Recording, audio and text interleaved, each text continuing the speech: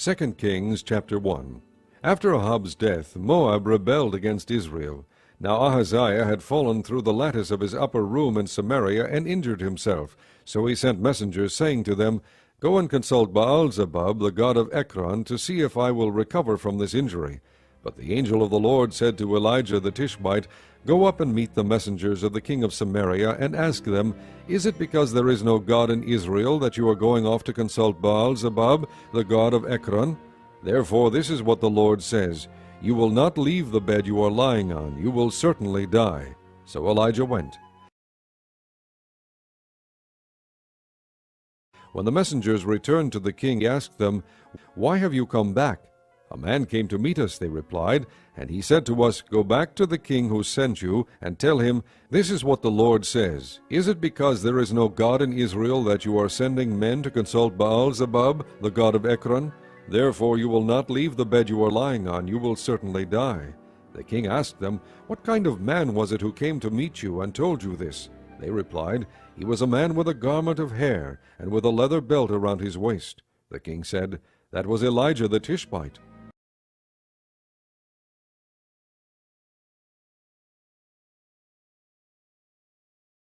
Then he sent to Elijah a captain with his company of 50 men. The captain went up to Elijah, who was sitting on the top of a hill, and said to him, Man of God, the king says, Come down. Elijah answered the captain, If I am a man of God, may fire come down from heaven and consume you and your 50 men. Then fire fell from heaven and consumed the captain and his men. At this the king sent to Elijah another captain with his 50 men. The captain said to him, Man of God, this is what the king says, Come down at once. If I am a man of God, Elijah replied, may fire come down from heaven and consume you and your 50 men. Then the fire of God fell from heaven and consumed him and his 50 men. So the king sent a third captain with his 50 men. This third captain went up and fell on his knees before Elijah. Man of God, he begged, please have respect for my life and the lives of these 50 men, your servants. See, fire has fallen from heaven and consumed the first two captains and all their men. But now have respect for my life. The angel of the Lord said to Elijah, Go down with him, do not be afraid of him. So Elijah got up and went down with him to the king.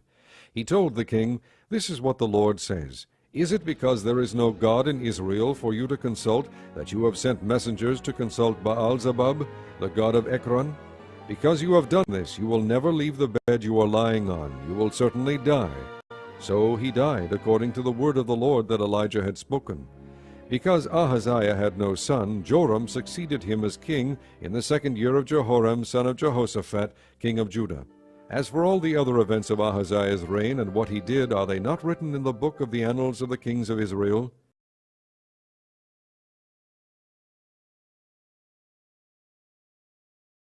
Chapter 2. When the Lord was about to take Elijah up to heaven in a whirlwind, Elijah and Elisha were on their way from Gilgal. Elijah said to Elisha, Stay here, the Lord has sent me to Bethel. But Elisha said, As surely as the Lord lives, and as you live, I will not leave you. So they went down to Bethel. The company of the prophets at Bethel came out to Elisha and asked, Do you know that the Lord is going to take your master from you today? Yes, I know, Elisha replied, but do not speak of it. Then Elijah said to him, Stay here, Elisha, the Lord has sent me to Jericho. And he replied, As surely as the Lord lives, and as you live, I will not leave you. So they went to Jericho. The company of the prophets at Jericho went up to Elisha and asked him, Do you know that the Lord is going to take your master from you today? Yes, I know, he replied, but do not speak of it. Then Elijah said to him, Stay here, the Lord has sent me to the Jordan. And he replied, As surely as the Lord lives, and as you live, I will not leave you. So the two of them walked on. 50 men of the company of the prophets went and stood at a distance facing the place where Elijah and Elisha had stopped at the Jordan. Elijah took his cloak, rolled it up, and struck the water with it. The water divided to the right and to the left, and the two of them crossed over on dry ground. When they had crossed, Elijah said to Elisha, Tell me, what can I do for you before I am taken from you? Let me inherit a double portion of your spirit, Elisha replied. You have asked a difficult thing, Elijah said. Yet, if you see me when I am taken from you, it will be yours, otherwise not. As they were walking along and talking together, suddenly a chariot of fire and horses of fire appeared and separated the two of them, and Elijah went up to heaven in a whirlwind. Elisha saw this and cried out, my father, the chariots and horsemen of Israel. And Elisha saw him no more. Then he took hold of his own clothes and tore them apart. He picked up the cloak that had fallen from Elijah and went back and stood on the bank of the Jordan. Then he took the cloak that had fallen from him and struck the water with it. Where now is the Lord, the God of Elijah? He asked. When he struck the water, it divided to the right and to the left, and he crossed over. The company of the prophets from Jericho, who were watching, said, The spirit of Elijah is resting on Elisha. And they went to meet him and bowed to the ground before him. Look, they said, we your servants have 50 able men. Let them go and look for your master. Perhaps the Spirit of the Lord has picked him up and set him down on some mountain or in some valley. No, Elisha replied, do not send them.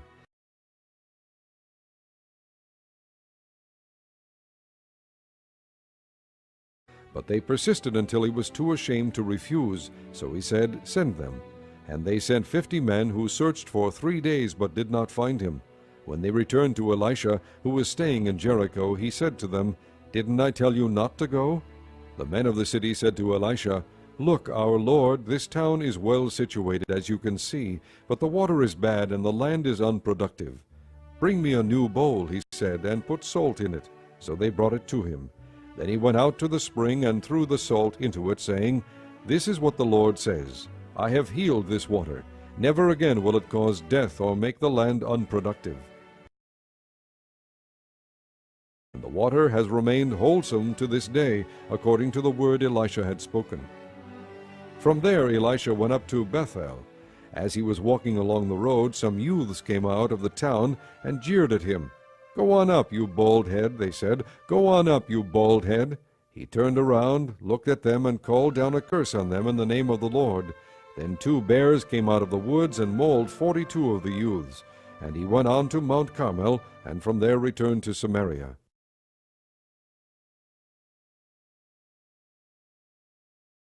Chapter 3. Joram, son of Ahab, became king of Israel in Samaria in the 18th year of Jehoshaphat, king of Judah, and he reigned 12 years.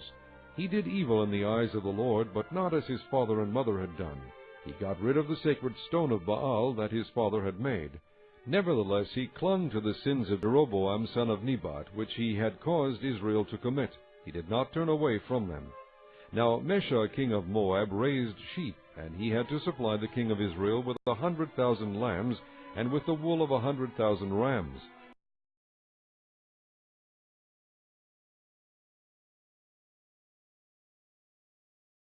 But after Ahab died, the king of Moab rebelled against the king of Israel. So at that time King Joram set out from Samaria and mobilized all Israel. He also sent this message to Jehoshaphat, king of Judah. The king of Moab has rebelled against me. Will you go with me to fight against Moab? I will go with you, he replied. I am as you are, my people as your people, my horses as your horses. By what route shall we attack? He asked. Through the desert of Edom, he answered.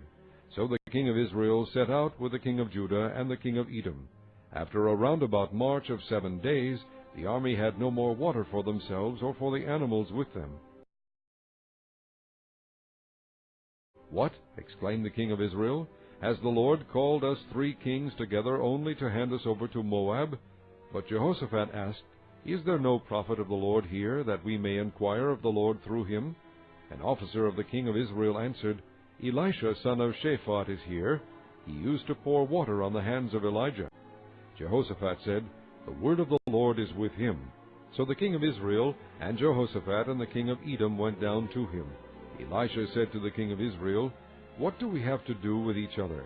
Go to the prophets of your father and the prophets of your mother. No, the king of Israel answered, Because it was the Lord who called us 3 kings together to hand us over to Moab. Elisha said, As surely as the Lord Almighty lives, whom I serve, if I did not have respect for the presence of Jehoshaphat king of Judah, I would not look at you or even notice you. But now bring me a harpist.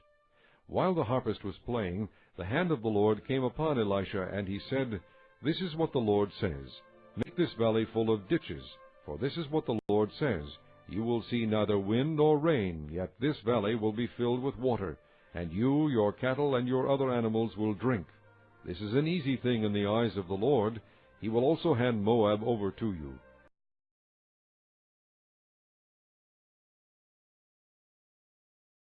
You will overthrow every fortified city and every major town. You will cut down every good tree, stop up all the springs, and ruin every good field with stones.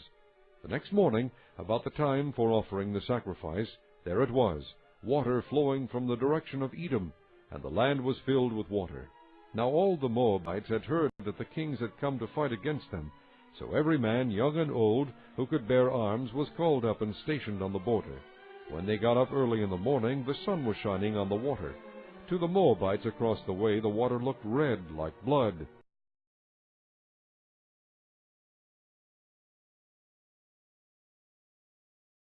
"That's blood," they said.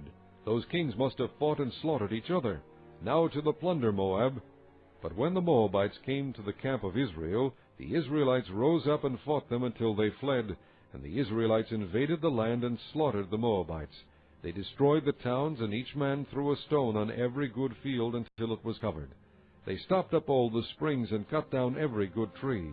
Only Kir-Hareseth was left with its stones in place, but men armed with slings surrounded it and attacked it as well. When the king of Moab saw that the battle had gone against him, he took with him 700 swordsmen to break through to the king of Edom, but they failed. Then he took his firstborn son, who was to succeed him as king, and offered him as a sacrifice on the city wall. The fury against Israel was great. They withdrew and returned to their own land. Chapter 4. The wife of a man from the company of the prophets cried out to Elisha, "Your servant my husband is dead, and you know that he revered the Lord. But now his creditor is coming to take my 2 boys as his slaves." Elisha replied to her, "How can I help you? Tell me, what do you have in your house?" "Your servant has nothing there at all," she said, "except a little oil." Elisha said, "Go around and ask all your neighbors for empty jars. Don't ask for just a few. Then go inside and shut the door behind you and your sons. Pour oil into all the jars, and as each is filled, put it to one side." She left him, and afterward shut the door behind her and her sons.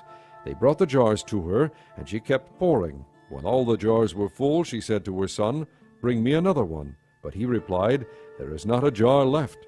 Then the oil stopped flowing. She went and told the man of God, and he said, "Go sell the oil and pay your debts. You and your sons can live on what is left." One day Elisha went to Shunem, and a well-to-do woman was there who urged him to stay for a meal. So whenever he came by, he stopped there to eat. She said to her husband, "I know that this man who often comes our way is a holy man of God. Let's make a small room on the roof, and put in it a bed and a table, a chair and a lamp for him. Then he can stay there whenever he comes to us." One day when Elisha came, he went up to his room and lay down there. He said to his servant Gehazi, "Call the Shunammite." So he called her, and she stood before him. Elisha said to him, "Tell her, you have gone to all this trouble for us. Now what can be done for you? Can we speak on your behalf to the king or the commander of the army?" She replied, "I have a home among my own people." "What can be done for her?" Elisha asked. Gehazi said, "Well, she has no son, and her husband is old." Then Elisha said, "Call her." So he called her, and she stood in the doorway. "About this time next year," Elisha said, "you will hold a son in your arms." "No, my lord," she objected, "don't mislead your servant, O man of God." But the woman became pregnant, and the next year about that same time she gave birth to a son, just as Elisha had told her. The child grew, and one day he went out to his father, who was with the reapers. My head, he said to his father. His father told his servant, "Carry him to his mother." After the servant had lifted him up and carried him to his mother,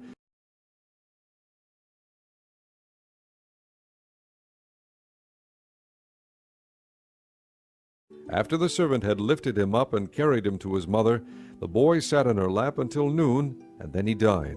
She went up and laid him on the bed of the man of God, then shut the door and went out. She called her husband and said, "Please send me one of the servants and a donkey so I can go to the man of God quickly and return."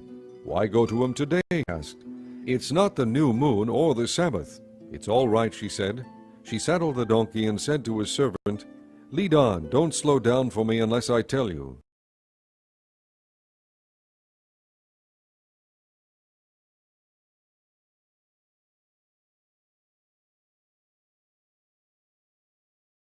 So she set out and came to the man of God at Mount Carmel.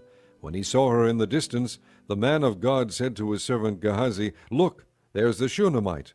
Run to meet her and ask her, 'Are you all right? Is your husband all right? Is your child all right?' 'Everything is all right,' she said. When she reached the man of God at the mountain, she took hold of his feet. Gehazi came over to push her away, but the man of God said, 'Leave her alone. She is in bitter distress. But the Lord has hidden it from me and has not told me why.' 'Did I ask you for a son, my lord?' she said. 'Didn't I tell you, don't raise my hopes?'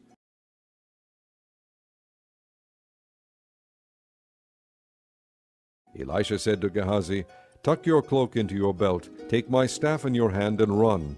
If you meet anyone, do not greet him, and if anyone greets you, do not answer. Lay my staff on the boy's face.' But the child's mother said, 'As surely as the Lord lives, and as you live, I will not leave you.' So he got up and followed her. Gehazi went on ahead and laid the staff on the boy's face, but there was no sound or response. So Gehazi went back to meet Elisha and told him, 'The boy has not awakened.' When Elisha reached the house, there was the boy lying dead on his couch. He went in, shut the door on the two of them, and prayed to the Lord. Then he got on the bed and lay upon the boy, mouth to mouth, eyes to eyes, hands to hands. As he stretched himself out upon him, the boy's body grew warm. Elisha turned away and walked back and forth in the room, and then got on the bed and stretched out upon him once more. The boy sneezed 7 times and opened his eyes. Elisha summoned Gehazi and said, 'Call the Shunammite.' And he did. When she came, he said, 'Take your son.' She came in, fell at his feet, and bowed to the ground. Then she took her son and went out. Elisha returned to Gilgal, and there was a famine in that region. While the company of the prophets was meeting with him, he said to his servant, 'Put on the large pot, and cook some stew for these men.' One of them went out into the fields to gather herbs, and found a wild vine. He gathered some of its gourds, and filled the fold of his cloak. When he returned, he cut them up into the pot of stew, though no one knew what they were. The stew was poured out for the men, but as they began to eat it, they cried out, 'O man of God, there is death in the pot,' and they could not eat it. Elisha said, 'Get some flour.' He put it into the pot and said, 'Serve it to the people to eat.' And there was nothing harmful in the pot. A man came from Baal Shalisha, bringing the man of God 20 loaves of barley bread baked from the first ripe grain, along with some heads of new grain. 'Give it to the people to eat,' Elisha said. 'How can I set this before 100 men?' his servant asked. But Elisha answered, 'Give it to the people to eat, for this is what the Lord says, they will eat and have some left over.' Then he set it before them, and they ate and had some left over according to the word of the Lord. Chapter 5.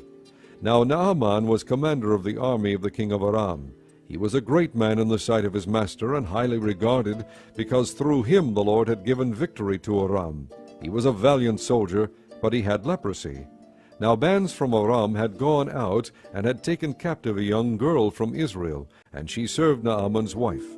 She said to her mistress, 'If only my master would see the prophet who was in Samaria, he would cure him of his leprosy.' Naaman went to his master and told him what the girl from Israel had said.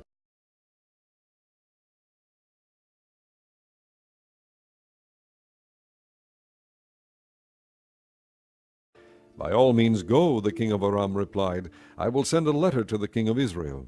So Naaman left, taking with him 10 talents of silver, 6,000 shekels of gold, and 10 sets of clothing. The letter that he took to the king of Israel read, "With this letter I am sending my servant Naaman to you, so that you may cure him of his leprosy." As soon as the king of Israel read the letter, he tore his robes and said, "Am I God? Can I kill and bring back to life? Why does this fellow send someone to me to be cured of his leprosy? See how he is trying to pick a quarrel with me."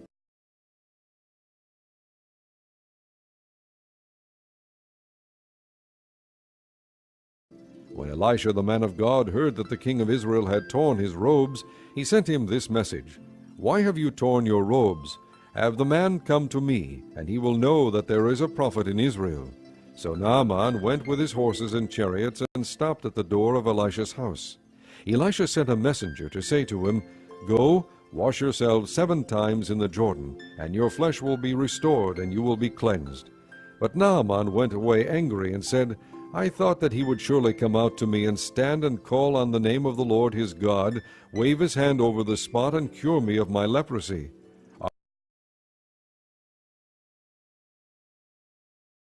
Are not Abana and Pharpar, the rivers of Damascus, better than any of the waters of Israel? Couldn't I wash in them and be cleansed?" So he turned and went off in a rage. Naaman's servants went to him and said, "My father, if the prophet had told you to do some great thing, would you not have done it? How much more then, when he tells you, 'Wash and be cleansed'?" So he went down and dipped himself in the Jordan 7 times, as the man of God had told him, and his flesh was restored, and became clean like that of a young boy. Then Naaman and all his attendants went back to the man of God. He stood before him and said, "Now I know that there is no God in all the world except in Israel. Please accept now a gift from your servant." The prophet answered, "As surely as the Lord lives, whom I serve, I will not accept a thing." And even though Naaman urged him, he refused. "If you will not," said Naaman, "please let me, your servant, be given as much earth as a pair of mules can carry, for your servant will never again make burnt offerings and sacrifices to any other god but the Lord.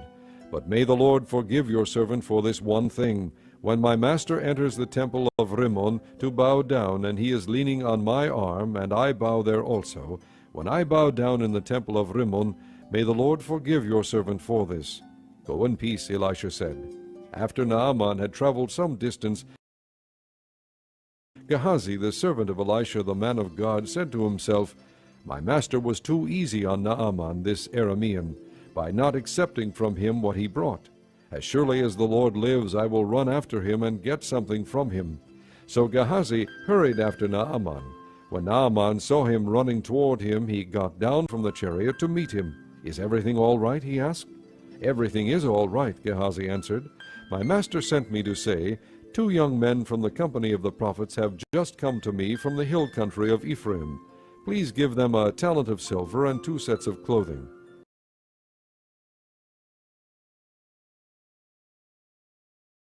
"By all means, take 2 talents, said Naaman. He urged Gehazi to accept them, and then tied up the 2 talents of silver in 2 bags with 2 sets of clothing. He gave them to 2 of his servants, and they carried them ahead of Gehazi. When Gehazi came to the hill, he took the things from the servants and put them away in the house. He sent them away, and they left. Then he went in and stood before his master Elisha. "Where have you been, Gehazi?" Elisha asked.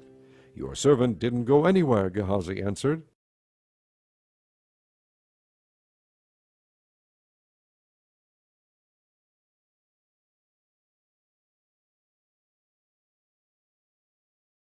But Elisha said to him, "Was not my spirit with you when the man got down from his chariot to meet you? Is this the time to take money or to accept clothes, olive groves, vineyards, flocks, herds, or men servants and maidservants? Naaman's leprosy will cling to you and to your descendants forever." Then Gehazi went from Elisha's presence, and he was leprous as white as snow. Chapter 6. The company of the prophets said to Elisha, "Look, the place where we meet with you is too small for us. Let us go to the Jordan, where each of us can get a pole, and let us build a place there for us to live." And he said, "Go." Then one of them said, "Won't you please come with your servants?" "I will," Elisha replied, and he went with them. They went to the Jordan and began to cut down trees. As one of them was cutting down a tree, the iron axe head fell into the water. "Oh, my Lord," he cried out, "it was borrowed." The man of God asked, "Where did it fall?" When he showed him the place, Elisha cut a stick and threw it there, and made the iron float. "Lift it out," he said. Then the man reached out his hand and took it. Now the king of Aram was at war with Israel. After conferring with his officers, he said, "I will set up my camp in such and such a place." The man of God sent word to the king of Israel, "Beware of passing that place, because the Arameans are going down there." So the king of Israel checked on the place indicated by the man of God. Time and again Elisha warned the king, so that he was on his guard in such places. This enraged the king of Aram. He summoned his officers and demanded of them, "Will you not tell me which of us is on the side of the king of Israel?"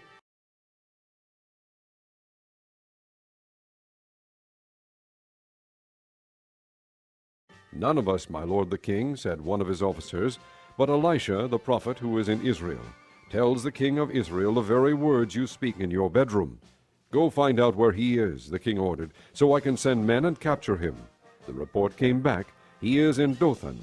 Then he sent horses and chariots and a strong force there. They went by night and surrounded the city. When the servant of the man of God got up and went out early the next morning, an army with horses and chariots had surrounded the city. "Oh, my lord, what shall we do?" the servant asked. "Don't be afraid," the prophet answered. "Those who are with us are more than those who are with them." And Elisha prayed, "O Lord, open his eyes so he may see." Then the Lord opened the servant's eyes, and he looked and saw the hills full of horses and chariots of fire all around Elisha. As the enemy came down toward him, Elisha prayed to the Lord, "Strike these people with blindness." So he struck them with blindness, as Elisha had asked. Elisha told them, "This is not the road, and this is not the city. Follow me, and I will lead you to the man you are looking for." And he led them to Samaria. After they entered the city, Elisha said, "Lord, open the eyes of these men so they can see." Then the Lord opened their eyes, and they looked, and there they were, inside Samaria. When the king of Israel saw them, he asked Elisha, "Shall I kill them, my father? Shall I kill them?" "Do not kill them," he answered. "Would you kill men you have captured with your own sword or bow? Set food and water before them, so that they may eat and drink, and then go back to their master." So he prepared a great feast for them, and after they had finished eating and drinking, he sent them away, and they returned to their master. So the bands from Aram stopped raiding Israel's territory. Sometime later, Ben-Hadad, king of Aram, mobilized his entire army and marched up and laid siege to Samaria.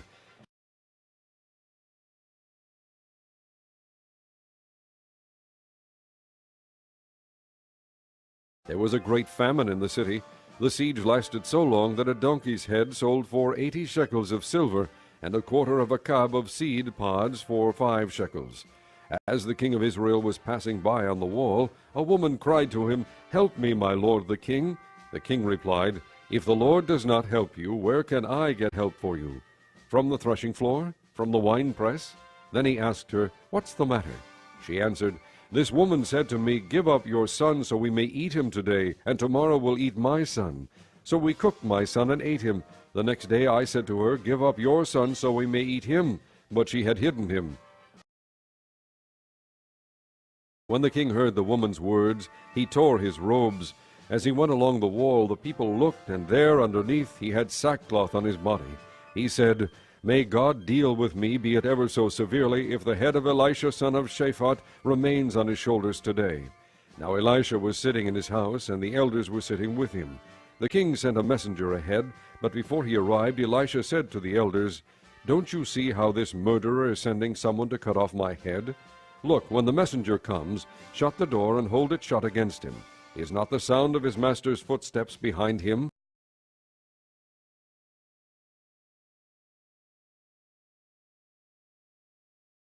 While he was still talking to them, the messenger came down to him, and the king said, "This disaster is from the Lord. Why should I wait for the Lord any longer?"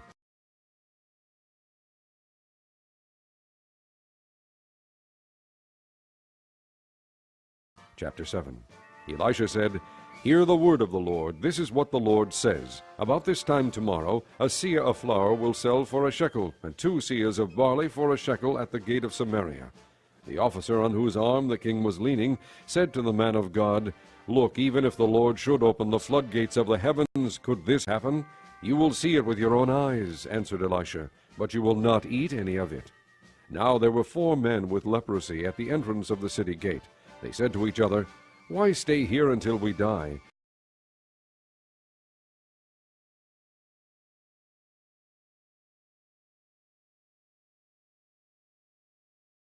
If we say, 'We'll go into the city,' the famine is there, and we will die. And if we stay here, we will die. So let's go over to the camp of the Arameans and surrender. If they spare us, we live. If they kill us, then we die." At dusk they got up and went to the camp of the Arameans. When they reached the edge of the camp, not a man was there, for the Lord had caused the Arameans to hear the sound of chariots and horses and a great army, so that they said to one another, "Look, the king of Israel has hired the Hittite and Egyptian kings to attack us." So they got up and fled in the dusk, and abandoned their tents and their horses and donkeys. They left the camp as it was, and ran for their lives. The men who had leprosy reached the edge of the camp, and entered one of the tents. They ate and drank, and carried away silver, gold, and clothes, and went off and hid them. They returned and entered another tent, and took some things from it, and hid them also. Then they said to each other, "We're not doing right. This is a day of good news, and we are keeping it to ourselves. If we wait until daylight, punishment will overtake us. Let's go at once and report this to the royal palace." So they went and called out to the city gatekeepers, and told them, "We went into the Aramean camp, and not a man was there, not a sound of anyone, only tethered horses and donkeys, and the tents left just as they were."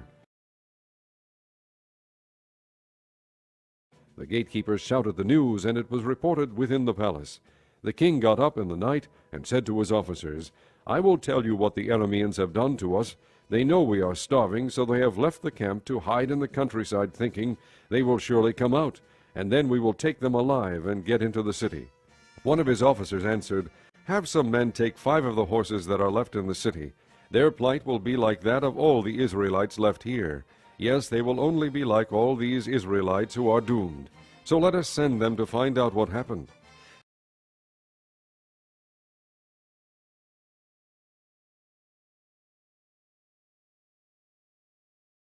So they selected 2 chariots with their horses, and the king sent them after the Aramean army.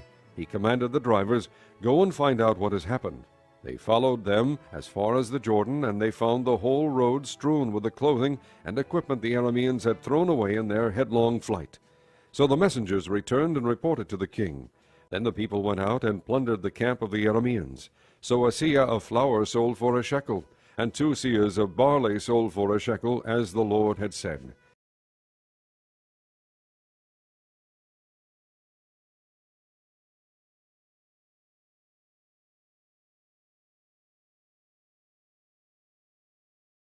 Now the king had put the officer on whose arm he leaned in charge of the gate, and the people trampled him in the gateway, and he died, just as the man of God had foretold when the king came down to his house.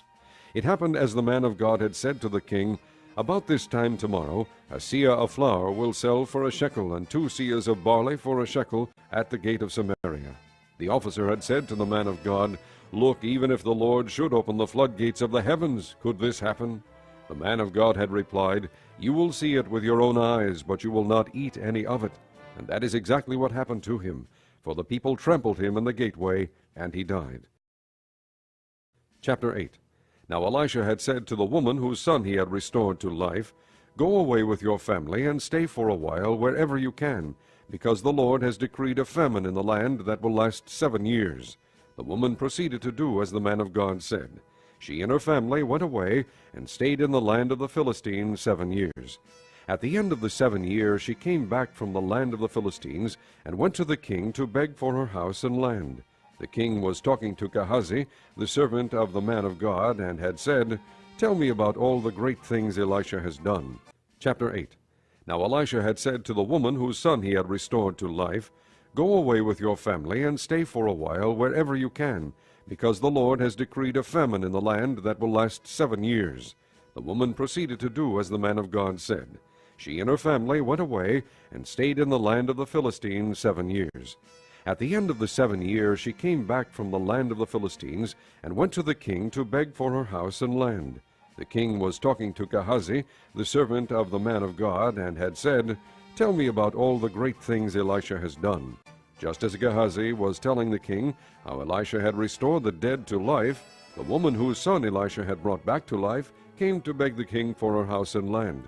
Gehazi said, "This is the woman, my lord the king, and this is her son whom Elisha restored to life." The king asked the woman about it, and she told him. Then he assigned an official to her case, and said to him, Give back everything that belonged to her, including all the income from her land from the day she left the country until now." Elisha went to Damascus, and Ben-Hadad, king of Aram, was ill. When the king was told, "The man of God has come all the way up here," he said, just as Gehazi was telling the king how Elisha had restored the dead to life, the woman whose son Elisha had brought back to life came to beg the king for her house and land.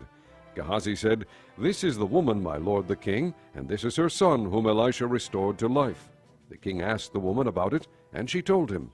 Then he assigned an official to her case and said to him, "Give back everything that belonged to her, including all the income from her land from the day she left the country until now."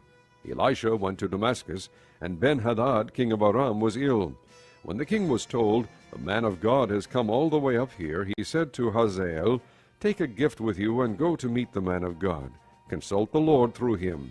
Ask him, 'Will I recover from this illness?'"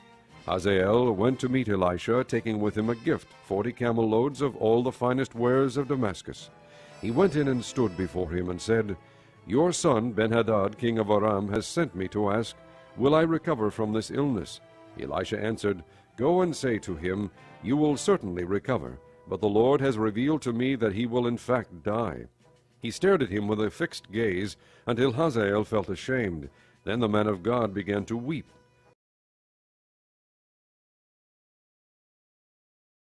"Why is my lord weeping?" asked Hazael. "Because I know the harm you will do to the Israelites," he answered. "You will set fire to their fortified places, kill their young men with a sword, dash their little children to the ground, and rip open their pregnant women." Hazael said, "How could your servant, a mere dog, accomplish such a feat?" "The Lord has shown me that you will become king of Aram," answered Elisha. Then Hazael left Elisha and returned to his master. When Ben-Hadad asked, "What did Elisha say to you?" Hazael replied, "He told me that you would certainly recover." But the next day he took a thick cloth, soaked it in water, and spread it over the king's face, so that he died. Then Hazael succeeded him as king. In the 5th year of Joram, son of Ahab, king of Israel, when Jehoshaphat was king of Judah, Jehoram, son of Jehoshaphat, began his reign as king of Judah. He was 32 years old when he became king, and he reigned in Jerusalem 8 years. He walked in the ways of the kings of Israel, as the house of Ahab had done, for he married a daughter of Ahab. He did evil in the eyes of the Lord. Nevertheless, for the sake of his servant David, the Lord was not willing to destroy Judah. He had promised to maintain a lamp for David and his descendants forever. In the time of Jehoram, Edom rebelled against Judah and set up its own king.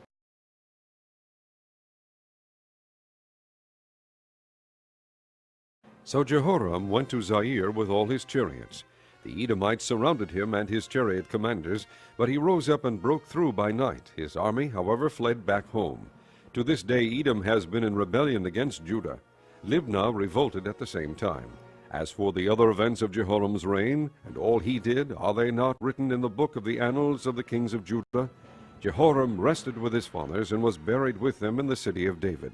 And Ahaziah his son succeeded him as king. In the 12th year of Joram, son of Ahab, king of Israel, Ahaziah, son of Jehoram, king of Judah, began to reign.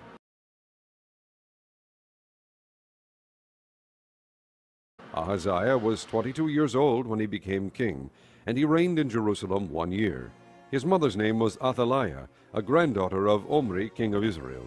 He walked in the ways of the house of Ahab, and did evil in the eyes of the Lord, as the house of Ahab had done, for he was related by marriage to Ahab's family. Ahaziah went with Joram son of Ahab to war against Hazael king of Aram at Ramoth-Gilead. The Arameans wounded Joram, so King Joram returned to Jezreel to recover from the wounds the Arameans had inflicted on him at Ramoth in his battle with Hazael king of Aram. Then Ahaziah son of Jehoram king of Judah went down to Jezreel to see Joram son of Ahab, because he had been wounded. Chapter 9.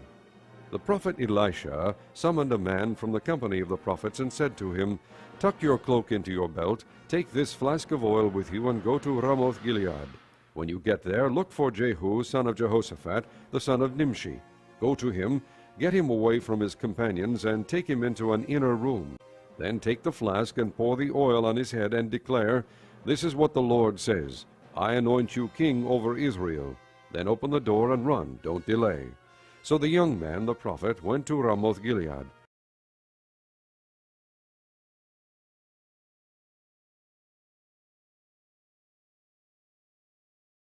When he arrived, he found the army officers sitting together. "I have a message for you, commander," he said. "For which of us?" asked Jehu. "For you, commander," he replied.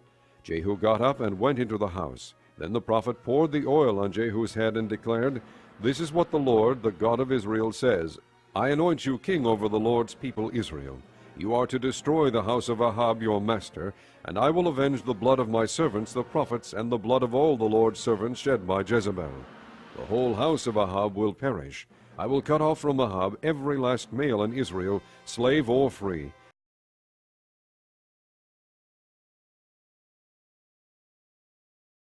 I will make the house of Ahab like the house of Jeroboam son of Nebat, and like the house of Baasha son of Ahijah. As for Jezebel, dogs will devour her on the plot of ground at Jezreel, and no one will bury her." Then he opened the door and ran. When Jehu went out to his fellow officers, one of them asked him, "Is everything all right? Why did this madman come to you?" "You know the man and the sort of things he says," Jehu replied. "That's not true," they said. "Tell us." Jehu said, "Here is what he told me.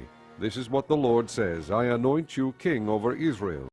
They hurried and took their cloaks and spread them under him on the bare steps. Then they blew the trumpet and shouted, "Jehu is king."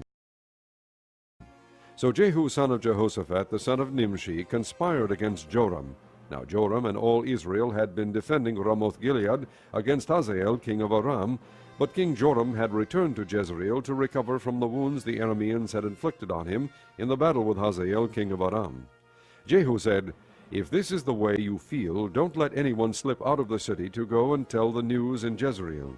Then he got into his chariot and rode to Jezreel, because Joram was resting there, and Ahaziah king of Judah had gone down to see him. When the lookout standing on the tower in Jezreel saw Jehu's troops approaching, he called out, "I see some troops coming." "Get a horseman," Joram ordered. "Send him to meet them and ask, 'Do you come in peace?'" The horseman rode off to meet Jehu and said, "This is what the king says, 'Do you come in peace?'" "What do you have to do with peace?" Jehu replied. "Fall in behind me." The lookout reported, "The messenger has reached them, but he isn't coming back." So the king sent out a second horseman. When he came to them, he said, "This is what the king says, 'Do you come in peace?'" Jehu replied, "What do you have to do with peace? Fall in behind me." The lookout reported, "He has reached them, but he isn't coming back either. The driving is like that of Jehu son of Nimshi. He drives like a madman."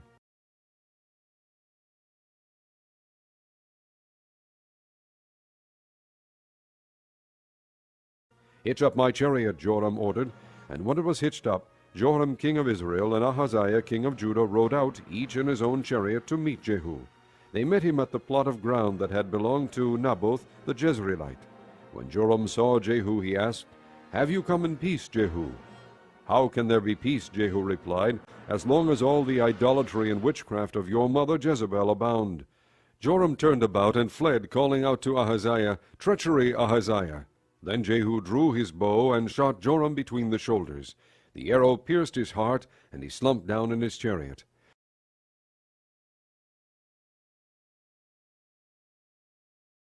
Jehu said to Bidkar, his chariot officer, "Pick him up and throw him on the field that belonged to Naboth the Jezreelite. Remember how you and I were riding together in chariots behind Ahab his father, when the Lord made this prophecy about him.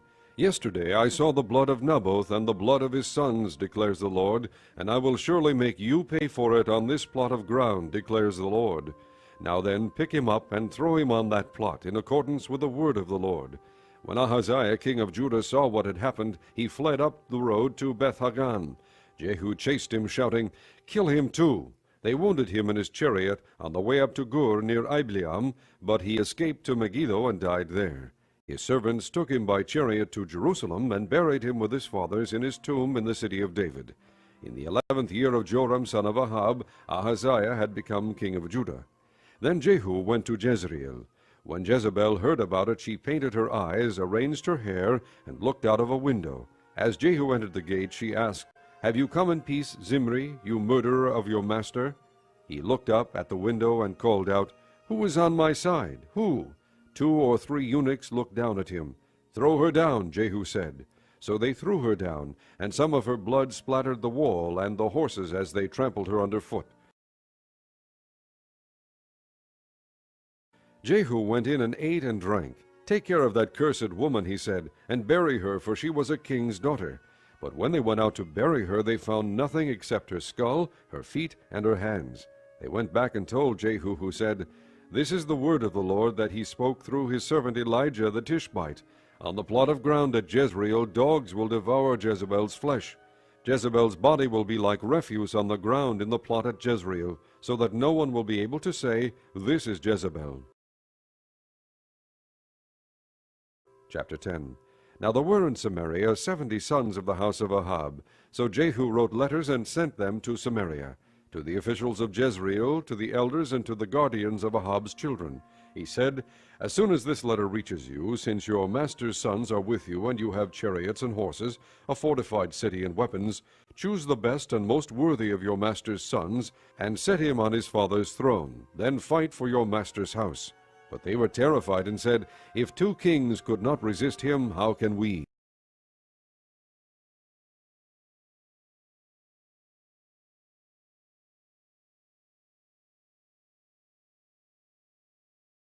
So the palace administrator, the city governor, the elders, and the guardians sent this message to Jehu: "We are your servants, and we will do anything you say. We will not appoint anyone as king. You do whatever you think best." Then Jehu wrote them a second letter, saying, "If you are on my side and will obey me, take the heads of your master's sons and come to me in Jezreel by this time tomorrow." Now the royal princes, 70 of them, were with the leading men of the city, who were rearing them. When the letter arrived, these men took the princes and slaughtered all 70 of them. They put their heads in baskets and sent them to Jehu in Jezreel.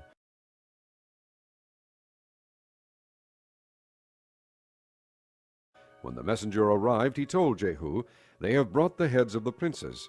Then Jehu ordered, "Put them in 2 piles at the entrance of the city gate until morning."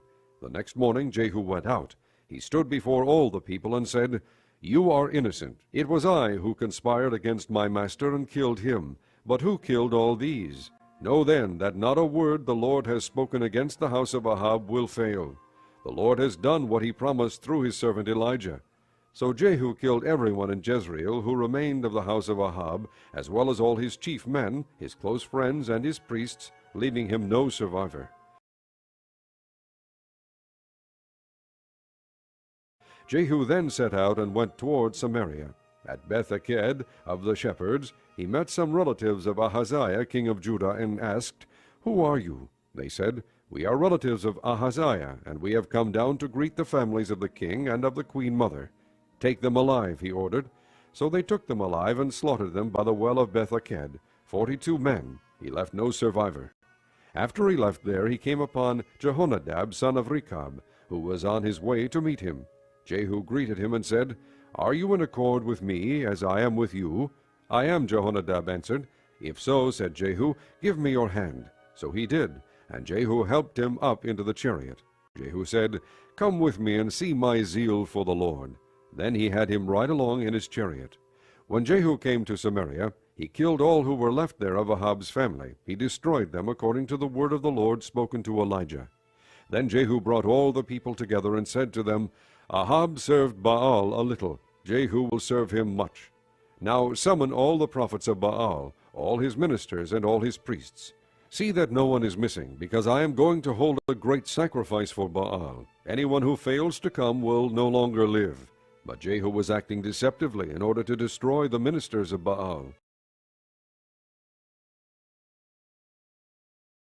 Jehu said, "Call an assembly in honor of Baal." So they proclaimed it. Then he sent word throughout Israel, and all the ministers of Baal came, not one stayed away. They crowded into the temple of Baal until it was full from one end to the other. And Jehu said to the keeper of the wardrobe, "Bring robes for all the ministers of Baal." So he brought out robes for them. Then Jehu and Jehonadab son of Rechab went into the temple of Baal. Jehu said to the ministers of Baal, "Look around and see that no servants of the Lord are here with you, only ministers of Baal."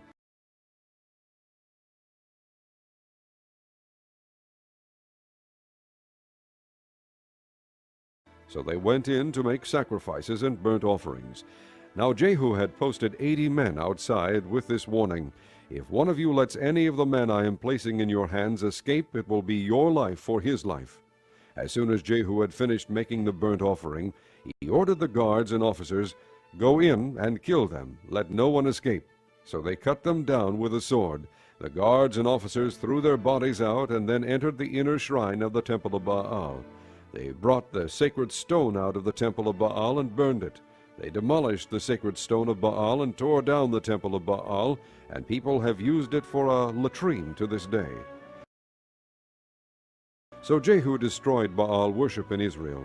However, he did not turn away from the sins of Jeroboam son of Nebat, which he had caused Israel to commit, the worship of the golden calves at Bethel and Dan. The Lord said to Jehu, "Because you have done well in accomplishing what is right in my eyes, and have done to the house of Ahab all I had in mind to do, your descendants will sit on the throne of Israel to the 4th generation." Yet Jehu was not careful to keep the law of the Lord, the God of Israel, with all his heart. He did not turn away from the sins of Jeroboam, which he had caused Israel to commit.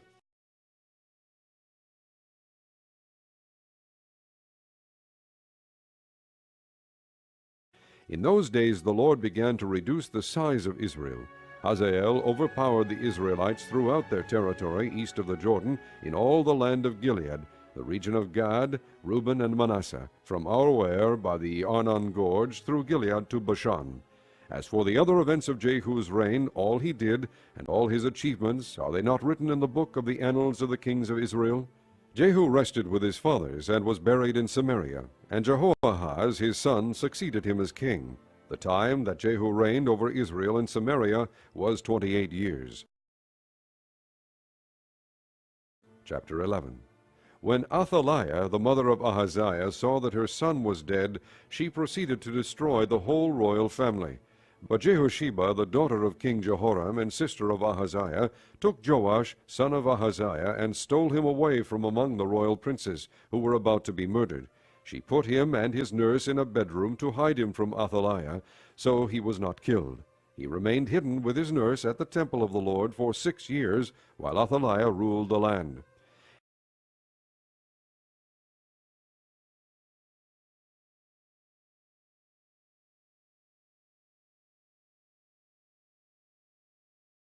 In the 7th year, Jehoiada sent for the commanders of units of 100, the Karites and the guards, and had them brought to him at the temple of the Lord.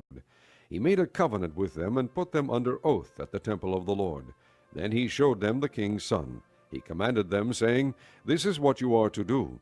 You who are in the 3 companies that are going on duty on the Sabbath, a third of you guarding the royal palace, a third at the sewer gate, and a third at the gate behind the guard, who take turns guarding the temple, and you who are in the other 2 companies that normally go off Sabbath duty are all to guard the temple for the king.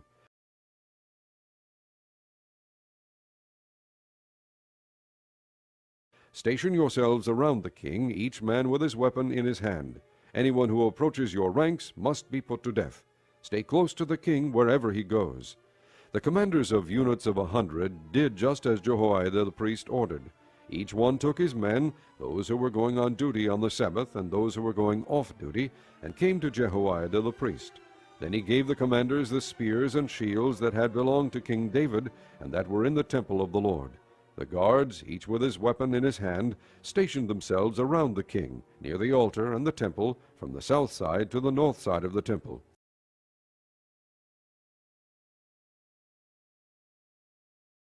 Jehoiada brought out the king's son, and put the crown on him. He presented him with a copy of the covenant, and proclaimed him king. They anointed him, and the people clapped their hands and shouted, "Long live the king!" When Athaliah heard the noise made by the guards and the people, she went to the people at the temple of the Lord. She looked, and there was the king standing by the pillar, as the custom was. The officers and the trumpeters were beside the king, and all the people of the land were rejoicing and blowing trumpets. Then Athaliah tore her robes and called out, "Treason! Treason!"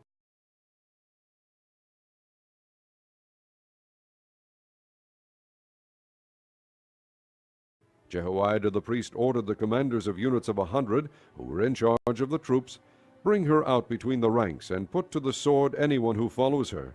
For the priest had said, "She must not be put to death in the temple of the Lord." So they seized her as she reached the place where the horses entered the palace grounds, and there she was put to death. Jehoiada then made a covenant between the Lord and the king and people, that they would be the Lord's people. He also made a covenant between the king and the people.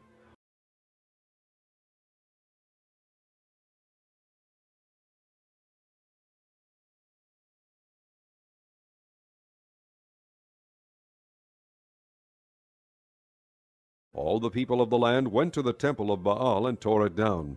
They smashed the altars and idols to pieces, and killed Mattan, the priest of Baal, in front of the altars. Then Jehoiada, the priest, posted guards at the temple of the Lord. He took with him the commanders of hundreds, the Karites, the guards, and all the people of the land, and together they brought the down from the temple of the Lord, and went into the palace, entering by way of the gate of the guards. The king then took his place on the royal throne, and all the people of the land rejoiced. And the city was quiet, because Athaliah had been slain with a sword at the palace. Joash was 7 years old when he began to reign. Chapter 12. In the 7th year of Jehu, Joash became king, and he reigned in Jerusalem 40 years. His mother's name was Zibiah. She was from Beersheba. Joash did what was right in the eyes of the Lord all the years Jehoiada the priest instructed him. The high places, however, were not removed. The people continued to offer sacrifices and burn incense there. Joash said to the priests, "Collect all the money that is brought as sacred offerings to the temple of the Lord, the money collected in the census, the money received from personal vows, and the money brought voluntarily to the temple."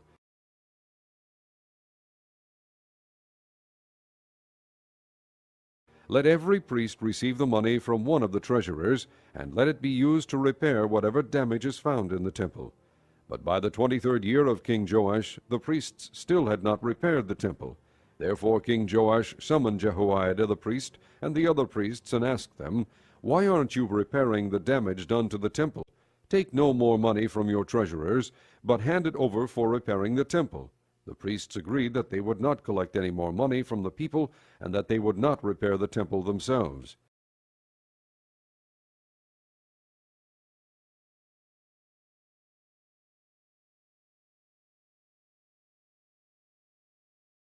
Jehoiada the priest took a chest and bored a hole in its lid. He placed it beside the altar on the right side as one enters the temple of the Lord.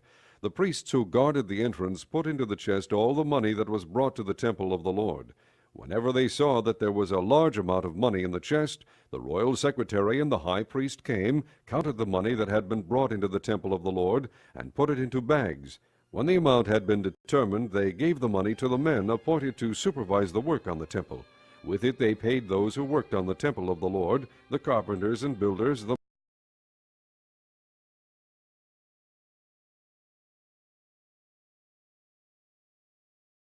masons and stone cutters. They purchased timber and dressed stone for the repair of the temple of the Lord, and met all the other expenses of restoring the temple. The money brought into the temple was not spent for making silver basins, wick trimmers, sprinkling bowls, trumpets, or any other articles of gold or silver for the temple of the Lord. It was paid to the workmen who used it to repair the temple. They did not require an accounting from those to whom they gave the money to pay the workers, because they acted with complete honesty. The money from the guilt offerings and sin offerings was not brought into the temple of the Lord. It belonged to the priests.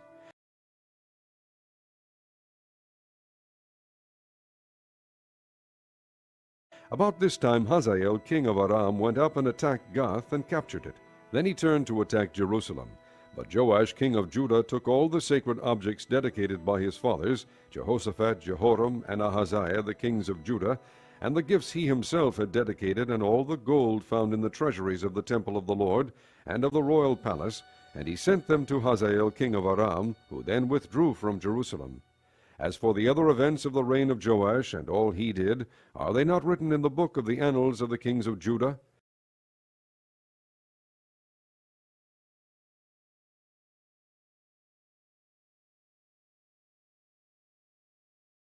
His officials conspired against him and assassinated him at Beth Millo on the road down to Silla. The officials who murdered him were Jozabad, son of Shimeath, and Jehozabad, son of Shomer. He died and was buried with his fathers in the city of David. And Amaziah, his son, succeeded him as king. Chapter 13. In the 23rd year of Joash, son of Ahaziah, king of Judah, Jehoahaz, son of Jehu, became king of Israel in Samaria, and he reigned 17 years. He did evil in the eyes of the Lord by following the sins of Jeroboam, son of Nebat, which he had caused Israel to commit, and he did not turn away from them. So the Lord's anger burned against Israel, and for a long time he kept them under the power of Hazael king of Aram, and Ben-Hadad his son.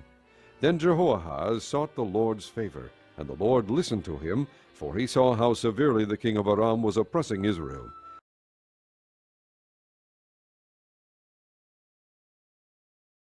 The Lord provided a deliverer for Israel, and they escaped from the power of Aram.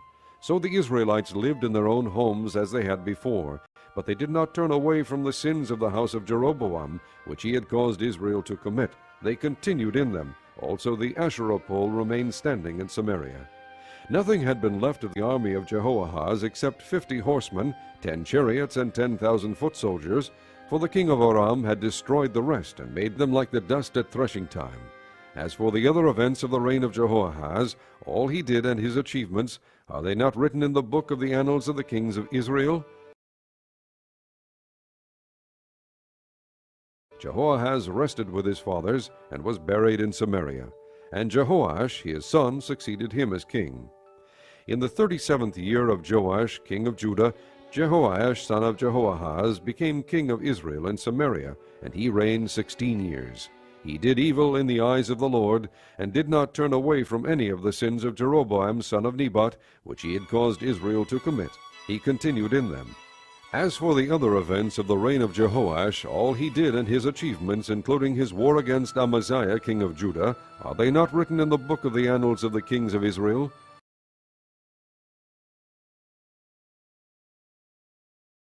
Jehoash rested with his fathers, and Jeroboam succeeded him on the throne. Jehoash was buried in Samaria with the kings of Israel. Now Elisha was suffering from the illness from which he died. Jehoash king of Israel went down to see him, and wept over him. my father, he cried, the chariots and horsemen of Israel. Elisha said, Get a bow and some arrows. And he did so. Take the bow in your hands, he said to the king of Israel. When he had taken it, Elisha put his hands on the king's hands.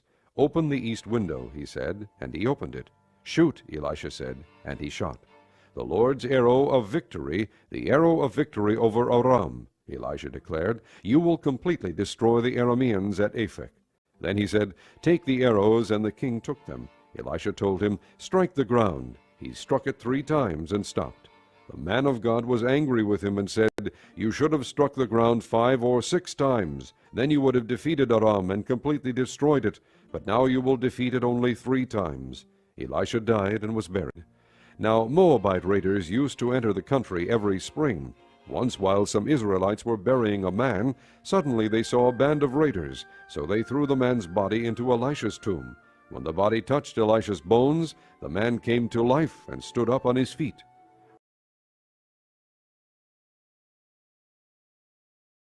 Hazael king of Aram oppressed Israel throughout the reign of Jehoahaz.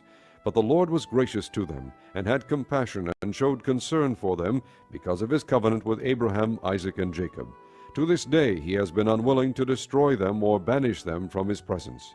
Hazael king of Aram died, and Ben-Hadad his son succeeded him as king. Then Jehoash son of Jehoahaz recaptured from Ben-Hadad son of Hazael the towns he had taken in battle from his father Jehoahaz. 3 times Jehoash defeated him, and so he recovered the Israelite towns.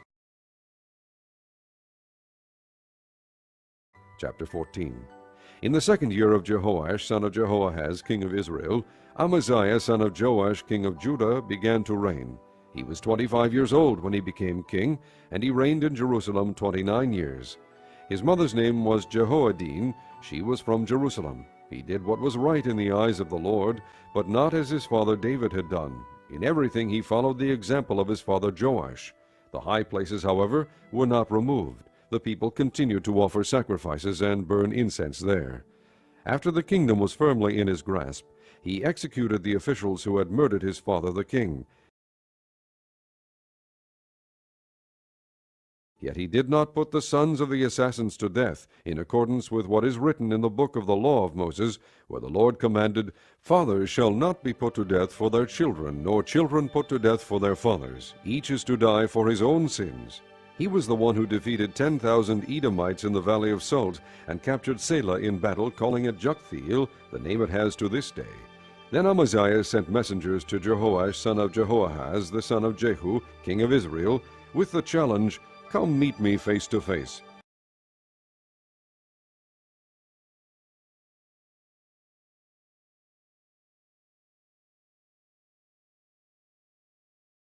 But Jehoash king of Israel replied to Amaziah king of Judah, A thistle in Lebanon sent a message to a cedar in Lebanon, Give your daughter to my son in marriage. Then a wild beast in Lebanon came along and trampled the thistle underfoot. You have indeed defeated Edom, and now you are arrogant. Glory in your victory, but stay at home. Why ask for trouble and cause your own downfall and that of Judah also? Amaziah, however, would not listen, so Jehoash king of Israel attacked. He and Amaziah king of Judah faced each other at Beth-Shemesh in Judah. Judah was routed by Israel, and every man fled to his home.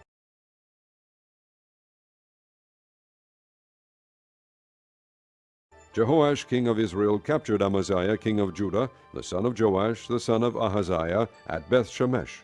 Then Jehoash went to Jerusalem and broke down the wall of Jerusalem from the Ephraim gate to the corner gate, a section about 600 feet long. He took all the gold and silver and all the articles found in the temple of the Lord and in the treasuries of the royal palace. He also took hostages and returned to Samaria. As for the other events of the reign of Jehoash, what he did and his achievements, including his war against Amaziah king of Judah, are they not written in the book of the annals of the kings of Israel? Jehoash rested with his fathers and was buried in Samaria with the kings of Israel. And Jeroboam his son succeeded him as king. Amaziah son of Joash king of Judah lived for 15 years after the death of Jehoash son of Jehoahaz king of Israel. As for the other events of Amaziah's reign, are they not written in the book of the annals of the kings of Judah? They conspired against him in Jerusalem, and he fled to Lachish, but they sent men after him to Lachish, and killed him there. He was brought back by horse, and was buried in Jerusalem with his fathers in the city of David. Then all the people of Judah took Azariah, who was 16 years old, and made him king in place of his father Amaziah. He was the one who rebuilt Elath, and restored it to Judah after Amaziah rested with his fathers.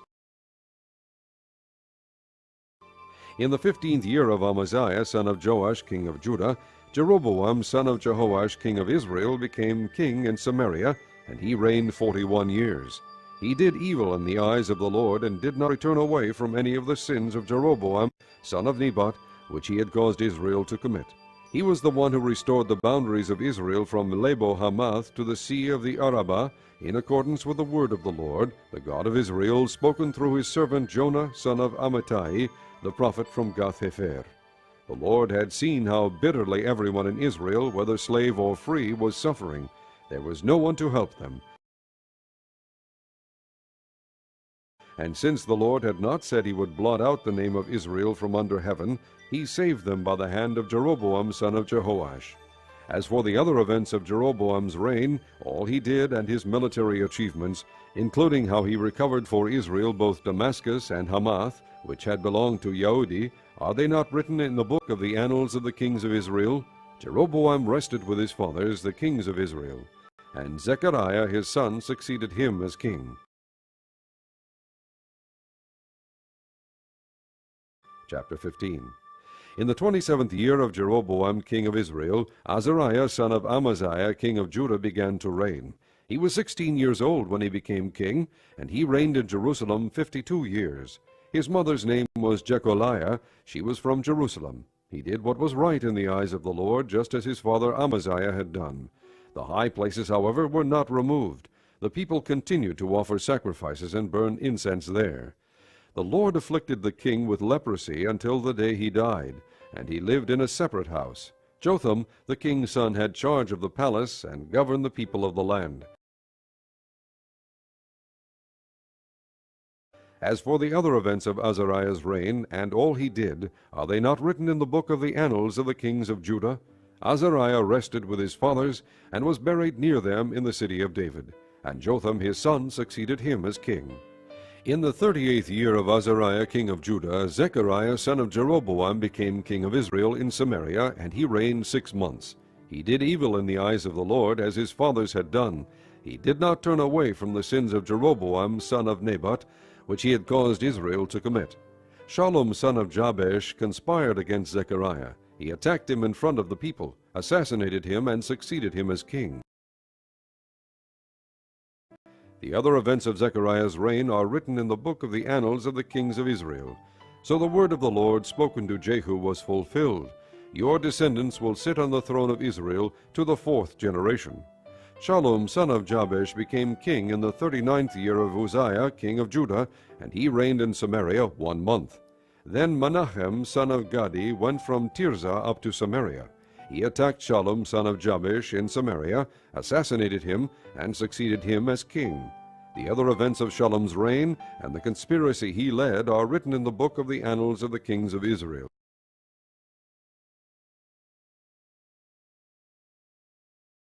At that time Menachem started out from Tirzah, attacked Tifsah and everyone in the city and its vicinity, because they refused to open their gates. He sacked Tifsah and ripped open all the pregnant women. In the 39th year of Azariah king of Judah, Menachem son of Gadi became king of Israel, and he reigned in Samaria 10 years. He did evil in the eyes of the Lord. During his entire reign he did not turn away from the sins of Jeroboam son of Nebat, which he had caused Israel to commit. Then Pul, king of Assyria, invaded the land, and Menachem gave him 1,000 talents of silver to gain his support and strengthen his own hold on the kingdom. Menachem exacted this money from Israel. Every wealthy man had to contribute 50 shekels of silver to be given to the king of Assyria. So the king of Assyria withdrew and stayed in the land no longer. As for the other events of Menachem's reign and all he did, are they not written in the book of the annals of the kings of Israel? Menachem rested with his fathers, and Pekahiah his son succeeded him as king. In the 50th year of Azariah king of Judah, Pekahiah son of Menachem became king of Israel in Samaria, and he reigned 2 years. Pekahiah did evil in the eyes of the Lord. He did not turn away from the sins of Jeroboam son of Nebat, which he had caused Israel to commit. One of his chief officers, Pekah son of Remaliah, conspired against him. Taking 50 men of Gilead with him, he assassinated Pekahiah, along with Argob and Arieh, in the citadel of the royal palace at Samaria. So Pekah killed Pekahiah, and succeeded him as king. The other events of Pekahiah's reign and all he did are written in the book of the annals of the kings of Israel. In the 52nd year of Azariah king of Judah, Pekah son of Remaliah became king of Israel in Samaria, and he reigned 20 years. He did evil in the eyes of the Lord. He did not turn away from the sins of Jeroboam son of Nebat, which he had caused Israel to commit. In the time of Pekah, king of Israel, Tiglath-Pileser, king of Assyria, came and took Ijon, Abel-Beth-Maacah, Janoah, Kadesh, and Hazor. He took Gilead and Galilee, including all the land of Naphtali, and deported the people to Assyria. Then Hosea, son of Elah, conspired against Pekah, son of Remaliah. He attacked and assassinated him, and then succeeded him as king in the 20th year of Jotham, son of Uzziah. As for the other events of Pekah's reign, and all he did, are they not written in the book of the annals of the kings of Israel? In the 2nd year of Pekah, son of Remaliah, king of Israel, Jotham, son of Uzziah, king of Judah, began to reign. He was 25 years old when he became king, and he reigned in Jerusalem 16 years. His mother's name was Jerusha, daughter of Zadok. He did what was right in the eyes of the Lord, just as his father Uzziah had done. The high places, however, were not removed. The people continued to offer sacrifices and burn incense there. Jotham rebuilt the upper gate of the temple of the Lord. As for the other events of Jotham's reign and what he did, are they not written in the book of the annals of the kings of Judah? In those days the Lord began to send Rezin king of Aram and Pekah son of Remaliah against Judah.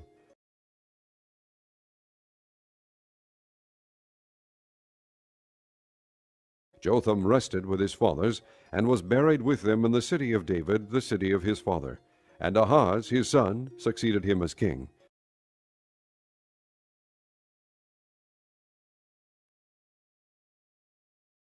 Chapter 16. In the 17th year of Pekah son of Remaliah, Ahaz son of Jotham king of Judah began to reign. Ahaz was 20 years old when he became king, and he reigned in Jerusalem 16 years. Unlike David his father, he did not do what was right in the eyes of the Lord his God.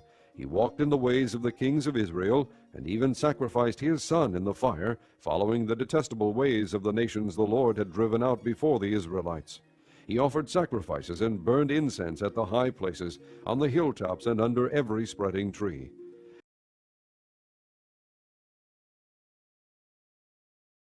Then Rezin, king of Aram, and Pekah son of Remaliah, king of Israel, marched up to fight against Jerusalem and besieged Ahaz, but they could not overpower him. At that time Rezin, king of Aram, recovered Elath for Aram by driving out the men of Judah. Edomites then moved into Elath and have lived there to this day. Ahaz sent messengers to say to Tiglath-Pileser, king of Assyria, I am your servant and vassal. Come up and save me out of the hand of the king of Aram and of the king of Israel, who are attacking me. And Ahaz took the silver and gold found in the temple of the Lord, and in the treasuries of the royal palace, and sent it as a gift to the king of Assyria. The king of Assyria complied by attacking Damascus and capturing it. He deported its inhabitants to Kir, and put Rezin to death. Then King Ahaz went to Damascus to meet Tiglath-Pileser, king of Assyria.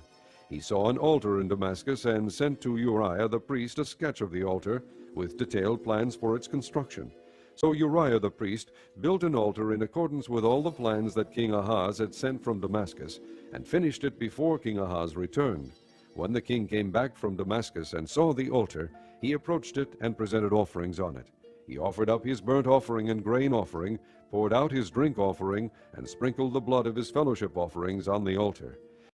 The bronze altar that stood before the Lord he brought from the front of the temple, from between the new altar and the temple of the Lord, and put it on the north side of the new altar.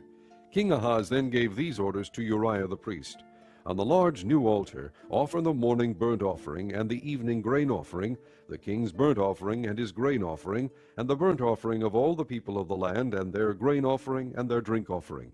Sprinkle on the altar all the blood of the burnt offerings and sacrifices, but I will use the bronze altar for seeking guidance. And Uriah the priest did just as King Ahaz had ordered.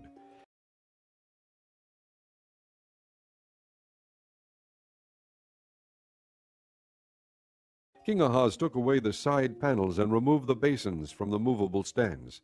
He removed the sea from the bronze bowls that supported it, and set it on a stone base. He took away the Sabbath canopy that had been built at the temple, and removed the royal entryway outside the temple of the Lord, in deference to the king of Assyria. As for the other events of the reign of Ahaz and what he did, are they not written in the book of the annals of the kings of Judah? Ahaz rested with his fathers, and was buried with them in the city of David. And Hezekiah his son succeeded him as king. Chapter 17. In the 12th year of Ahaz king of Judah, Hoshea son of Elah became king of Israel in Samaria, and he reigned 9 years. He did evil in the eyes of the Lord, but not like the kings of Israel who preceded him.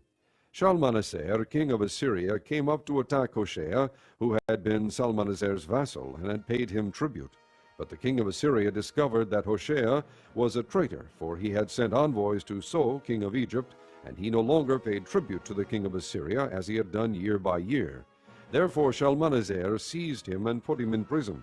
The king of Assyria invaded the entire land, marched against Samaria, and laid siege to it for 3 years. In the 9th year of Hoshea, the king of Assyria captured Samaria and deported the Israelites to Assyria. He settled them in Halath in Gozan, on the Habor river, and in the towns of the Medes. All this took place because the Israelites had sinned against the Lord their God, who had brought them up out of Egypt from under the power of Pharaoh king of Egypt. They worshipped other gods and followed the practices of the nations the Lord had driven out before them, as well as the practices that the kings of Israel had introduced. The Israelites secretly did things against the Lord their God that were not right. From watchtower to fortified city they built themselves high places in all their towns.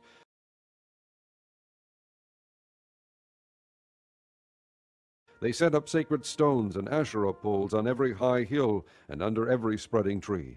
At every high place they burned incense, as the nations whom the Lord had driven out before them had done. They did wicked things that provoked the Lord to anger. They worshipped idols, though the Lord had said, "You shall not do this." The Lord warned Israel and Judah through all his prophets and seers, "Turn from your evil ways, observe my commands and decrees in accordance with the entire law that I commanded your fathers to obey, and that I delivered to you through my servants the prophets." But they would not listen and were as stiff-necked as their fathers, who did not trust in the Lord their God. They rejected his decrees and the covenant he had made with their fathers and the warnings he had given them. They followed worthless idols and themselves became worthless. They imitated the nations around them, although the Lord had ordered them, "Do not do as they do." And they did the things the Lord had forbidden them to do. They forsook all the commands of the Lord their God, and made for themselves 2 idols cast in the shape of calves, and an Asherah pole. They bowed down to all the starry hosts, and they worshipped Baal. They sacrificed their sons and daughters in the fire. They practiced divination and sorcery, and sold themselves to do evil in the eyes of the Lord, provoking him to anger. So the Lord was very angry with Israel, and removed them from his presence. Only the tribe of Judah was left, and even Judah did not keep the commands of the Lord their God. They followed the practices Israel had introduced. Therefore the Lord rejected all the people of Israel. He afflicted them and gave them into the hands of plunderers, until he thrust them from his presence. When he tore Israel away from the house of David, they made Jeroboam son of Nebat their king. Jeroboam enticed Israel away from following the Lord, and caused them to commit a great sin. The Israelites persisted in all the sins of Jeroboam, and did not turn away from them,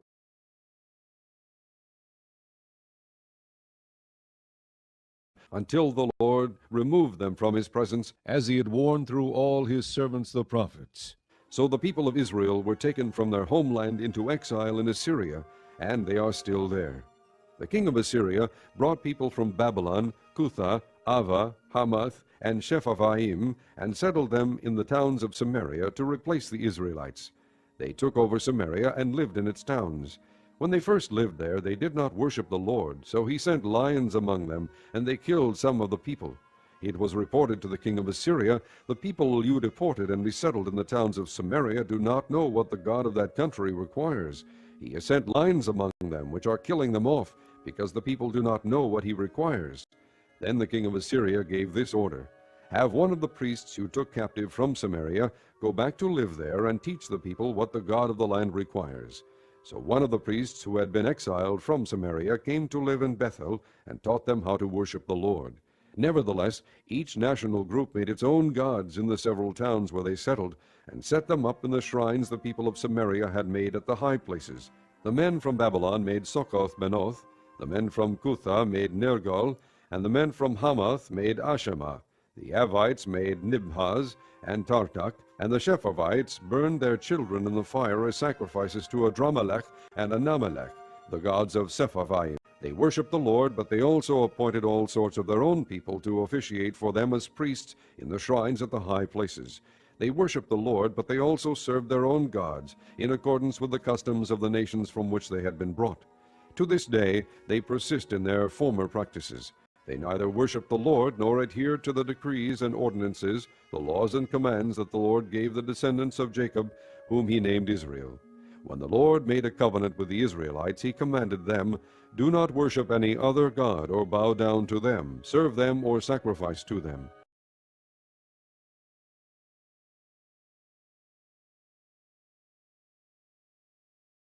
But the Lord, who brought you up out of Egypt with mighty power and outstretched arm, is the one you must worship. To him you shall bow down, and to him offer sacrifices. You must always be careful to keep the decrees and ordinances, the laws and commands he wrote for you. Do not worship other gods.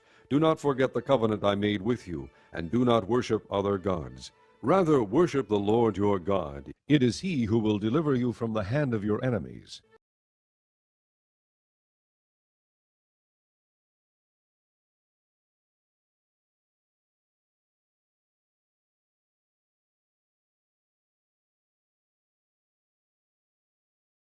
They would not listen, however, but persisted in their former practices. Even while these people were worshiping the Lord, they were serving their idols. To this day their children and grandchildren continue to do as their fathers did. Chapter 18. In the 3rd year of Hoshea, son of Elah, king of Israel, Hezekiah son of Ahaz, king of Judah, began to reign. He was 25 years old when he became king, and he reigned in Jerusalem 29 years. His mother's name was Abijah, daughter of Zechariah. He did what was right in the eyes of the Lord, just as his father David had done. He removed the high places, smashed the sacred stones, and cut down the Asherah poles. He broke into pieces the bronze snake Moses had made, for up to that time the Israelites had been burning incense to it. It was called Neshushtan.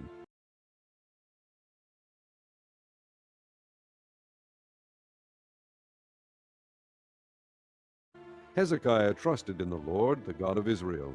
There was no one like him among all the kings of Judah, either before him or after him. He held fast to the Lord, and did not cease to follow him. He kept the commands the Lord had given Moses. And the Lord was with him. He was successful in whatever he undertook. He rebelled against the king of Assyria, and did not serve him. From watchtower to fortified city he defeated the Philistines as far as Gaza and its territory. In King Hezekiah's 4th year, which was the 7th year of Hoshea son of Elah king of Israel, Shalmaneser king of Assyria marched against Samaria and laid siege to it.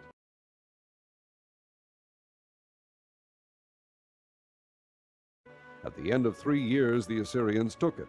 So Samaria was captured in Hezekiah's 6th year, which was the 9th year of Hoshea king of Israel. The king of Assyria deported Israel to Assyria, and settled them in Halath, in Gozan on the Habor River, and in towns of the Medes. This happened because they had not obeyed the Lord their God, but had violated his covenant, all that Moses the servant of the Lord commanded. They neither listened to the commands nor carried them out. In the 14th year of King Hezekiah's reign, Sennacherib king of Assyria attacked all the fortified cities of Judah and captured them.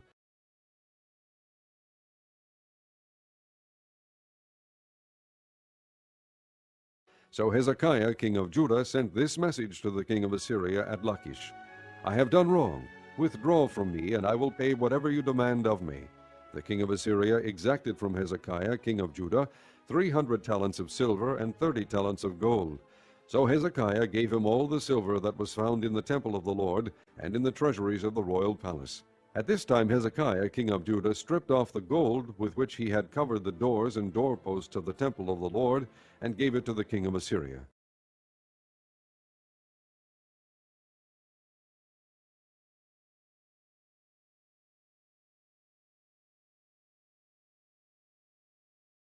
The king of Assyria sent his supreme commander, his chief officer, and his field commander with a large army from Lachish to King Hezekiah at Jerusalem.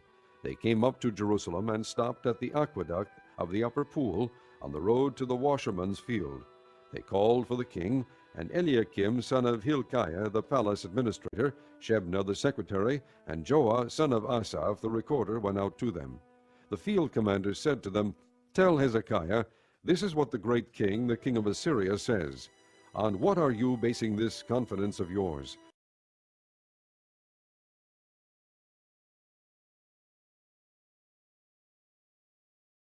You say you have strategy and military strength, but you speak only empty words. On whom are you depending, that you rebel against me? Look now, you are depending on Egypt, that splintered reed of a staff, which pierces a man's hand and wounds him if he leans on it. Such is Pharaoh, king of Egypt, to all who depend on him. And if you say to me, We are depending on the Lord our God, isn't he the one whose high places and altars Hezekiah removed, saying to Judah and Jerusalem, You must worship before this altar in Jerusalem? Come now, make a bargain with my master, the king of Assyria. I will give you 2,000 horses, if you can put riders on them. How can you repulse one officer of the least of my master's officials, even though you are depending on Egypt for chariots and horsemen? Furthermore, have I come to attack and destroy this place without word from the Lord? The Lord himself told me to march against this country and destroy it. Then Eliakim, son of Hilkiah, and Shebna, and Joah, said to the field commander, Please speak to your servants in Aramaic, since we understand it. Don't speak to us in Hebrew in the hearing of the people on the wall. But the commander replied, Was it only to your master and you that my master sent me to say these things, and not to the men sitting on the wall, who, like you, will have to eat their own filth and drink their own urine? Then the commander stood and called out in Hebrew, Hear the word of the great king, the king of Assyria. This is what the king says. Do not let Hezekiah deceive you. He cannot deliver you from my hand. Do not let Hezekiah persuade you to trust in the Lord when he says, The Lord will surely deliver us. This city will not be given into the hand of the king of Assyria. Do not listen to Hezekiah. This is what the king of Assyria says. Make peace with me, and come out to me. Then every one of you will eat from his own vine and fig tree, and drink water from his own cistern,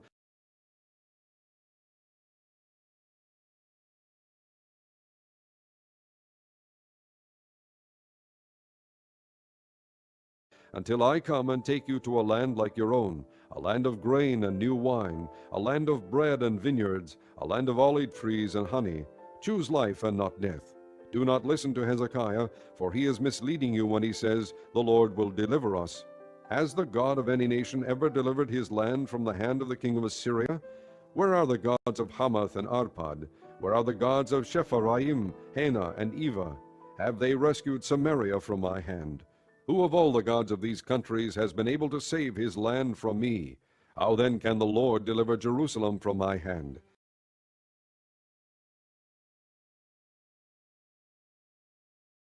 But the people remained silent and said nothing in reply, because the king had commanded, Do not answer him. Then Eliakim son of Hilkiah, the palace administrator, Shebna the secretary, and Joah son of Asaph the recorder went to Hezekiah with their clothes torn, and told him what the field commander had said. Chapter 19. When King Hezekiah heard this, he tore his clothes and put on sackcloth, and went into the temple of the Lord. He sent Eliakim the palace administrator, Shebna the secretary, and the leading priests, all wearing sackcloth, to the prophet Isaiah son of Amoz. They told him, This is what Hezekiah says, This day is a day of distress and rebuke and disgrace, as when children come to the point of birth, and there is no strength to deliver them.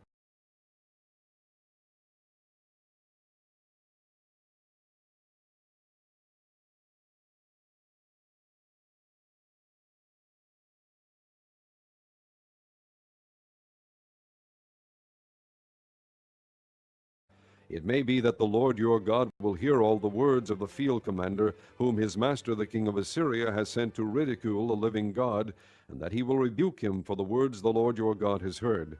Therefore pray for the remnant that still survives. When King Hezekiah's officials came to Isaiah, Isaiah said to them, Tell your master, this is what the Lord says. Do not be afraid of what you have heard, those words with which the underlings of the king of Assyria have blasphemed me.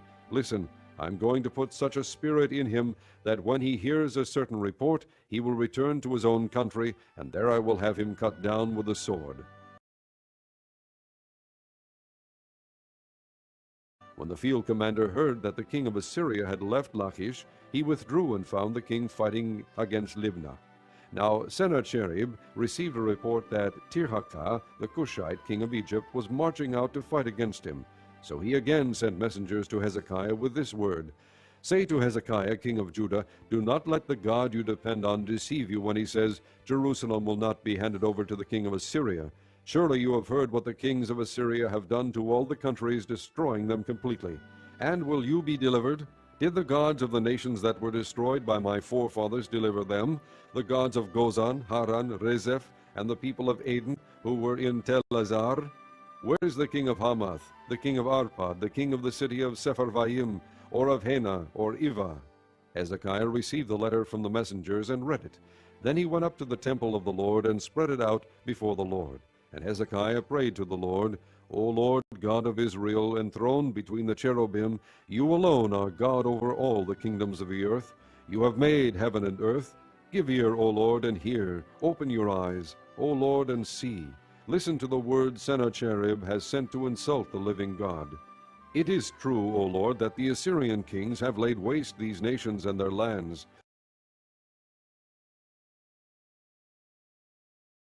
They have thrown their gods into the fire and destroyed them, for they were not gods, but only wood and stone, fashioned by men's hands.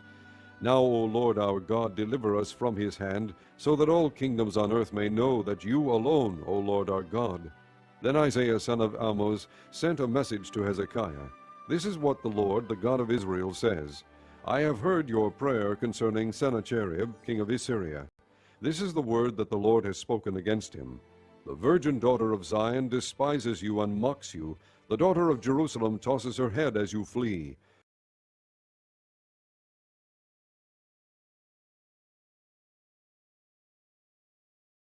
Who is it you have insulted and blasphemed?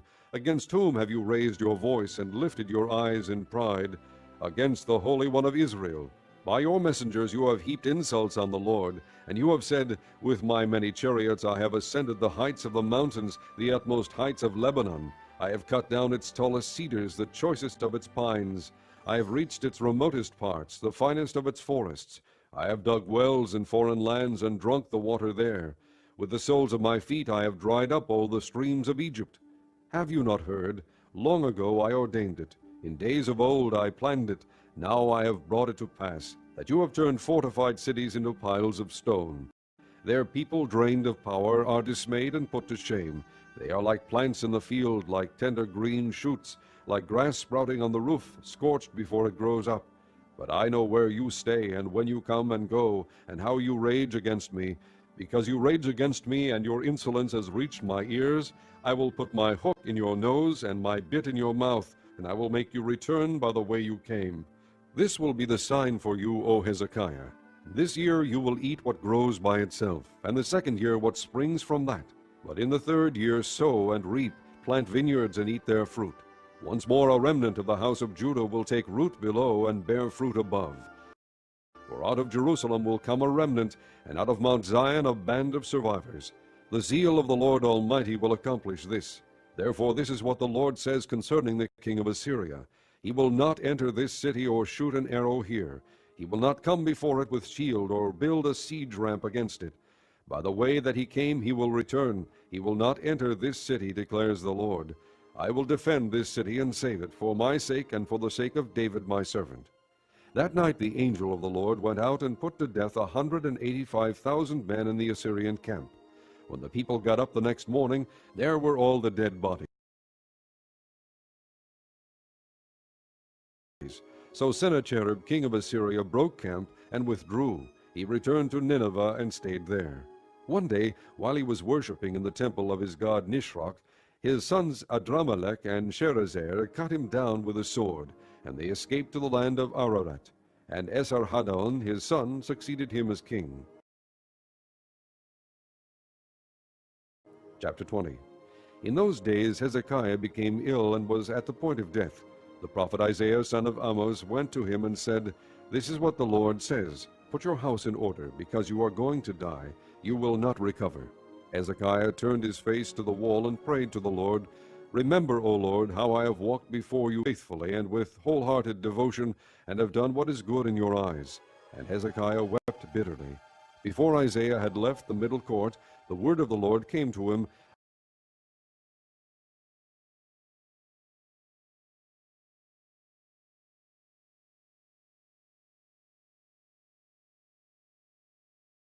Go back and tell Hezekiah, the leader of my people, This is what the Lord, the God of your father David, says.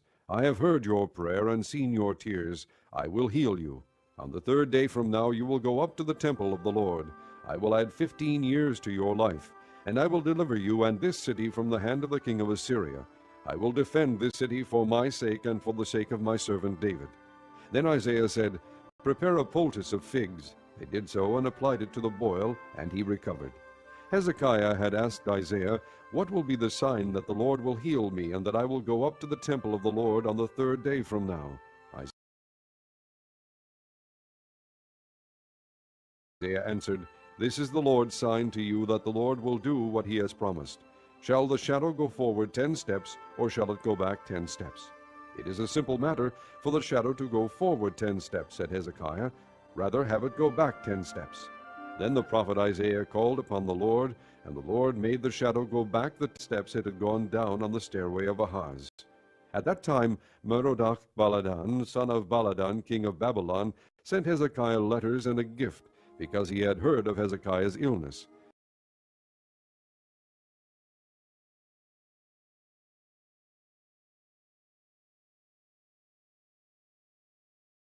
Hezekiah received the messengers and showed them all that was in his storehouses, the silver, the gold, the spices, and the fine oil, his armory, and everything found among his treasures. There was nothing in his palace or in all his kingdom that Hezekiah did not show them. Then Isaiah the prophet went to King Hezekiah and asked, "What did those men say, and where did they come from?" "From a distant land," Hezekiah replied. "They came from Babylon." The prophet asked, "What did they see in your palace?" "They saw everything in my palace," Hezekiah said. "There is nothing among my treasures that I did not show them." Then Isaiah said to Hezekiah, "Hear the word of the Lord. The time will surely come when everything in your palace and all that your fathers have stored up until this day will be carried off to Babylon. Nothing will be left, says the Lord. And some of your descendants, your own flesh and blood that will be born to you, will be taken away, and they will become eunuchs in the palace of the king of Babylon. The word of the Lord you have spoken is good," Hezekiah replied, for he thought, "Will there not be peace and security in my lifetime?" As for the other events of Hezekiah's reign, all his achievements, and how he made the pool and the tunnel by which he brought water into the city, are they not written in the book of the annals of the kings of Judah?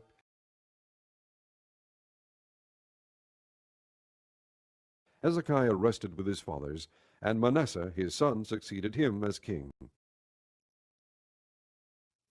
Chapter 21. Manasseh was 12 years old when he became king, and he reigned in Jerusalem 55 years. His mother's name was Hephzibah.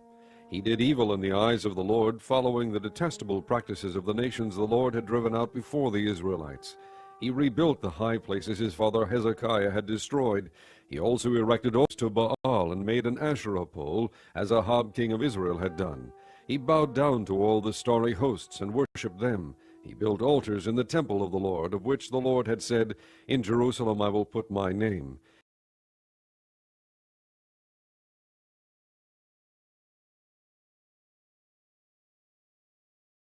In both courts of the temple of the Lord he built altars to the starry hosts. He sacrificed his own son in the fire, practiced sorcery and divination, and consulted mediums and spiritists. He did much evil in the eyes of the Lord, provoking him to anger. He took the carved Asherah pole he had made and put it in the temple, of which the Lord had said to David and to his son Solomon, "In this temple and in Jerusalem, which I have chosen out of all the tribes of Israel, I will put my name forever. I will not again make the feet of the Israelites wander from the land I gave their forefathers, if only they will be careful to do everything I commanded them, and will keep the whole law that my servant Moses gave them." But the people did not listen.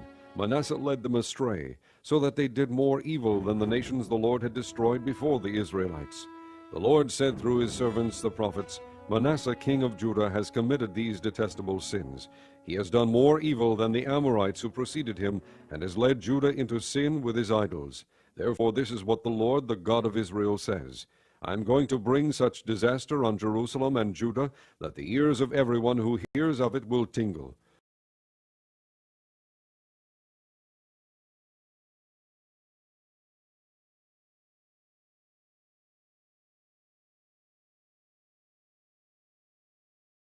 I will stretch out over Jerusalem the measuring line used against Samaria, and the plumb line used against the house of Ahab. I will wipe out Jerusalem as one wipes a dish, wiping it and turning it upside down. I will forsake the remnant of my inheritance, and hand them over to their enemies. They will be looted and plundered by all their foes, because they have done evil in my eyes, and have provoked me to anger from the day their forefathers came out of Egypt until this day. Moreover, Manasseh also shed so much innocent blood that he filled Jerusalem from end to end, besides the sin that he had caused Judah to commit, so that they did evil in the eyes of the Lord. As for the other events of Manasseh's reign, and all he did, including the sin he committed, are they not written in the book of the annals of the kings of Judah? Manasseh rested with his fathers, and was buried in his palace garden, the garden of Uzzah, and Amon his son succeeded him as king. Amon was 22 years old when he became king, and he reigned in Jerusalem 2 years. His mother's name was Meshullemeth, daughter of Haruz. She was from Jotbah. He did evil in the eyes of the Lord, as his father Manasseh had done. He walked in all the ways of his father. He worshipped the idols his father had worshipped, and bowed down to them.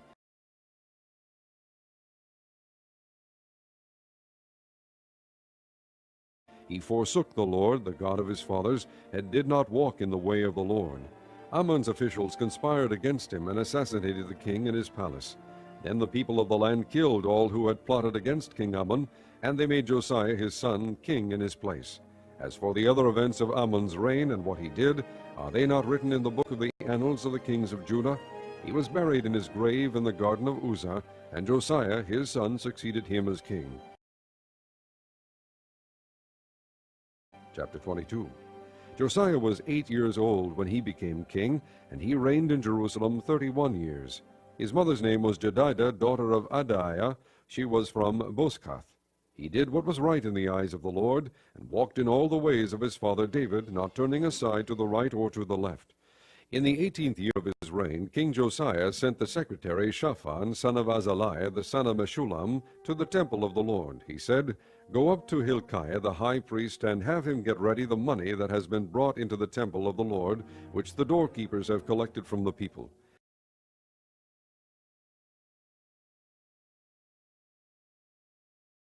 Have them entrusted to the men appointed to supervise the work on the temple, and have these men pay the workers who repair the temple of the Lord, the carpenters, the builders, and the masons. Also have them purchase timber and dressed stone to repair the temple. But they need not account for the money entrusted to them, because they are acting faithfully." Hilkiah the high priest said to Shaphan the secretary, "I have found the book of the law in the temple of the Lord." He gave it to Shaphan, who read it.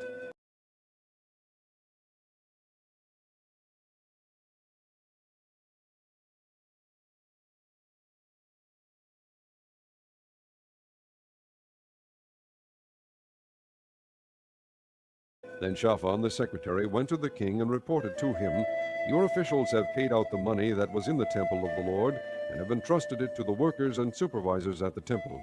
Then Shaphan the secretary informed the king, "Hilkiah the priest has given me a book." And Shaphan read from it in the presence of the king. When the king heard the words of the book of the law, he tore his robes. He gave these orders to Hilkiah the priest, Ahikam son of Shaphan, Achbor son of Micaiah, Shaphan the secretary, and Azariah the king's attendant.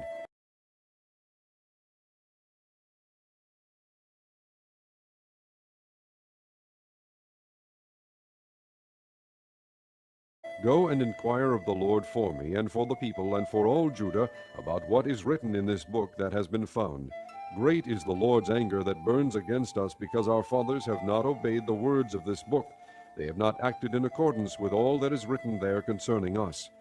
Hilkiah the priest, Ahikam, Achbor, Shaphan, and Azariah went to speak to the prophetess Huldah, who was the wife of Shallum, son of Tikvah, the son of Harhas, keeper of the wardrobe. She lived in Jerusalem, in the 2nd district. She said to them, "This is what the Lord, the God of Israel, says. Tell the man who sent you to me,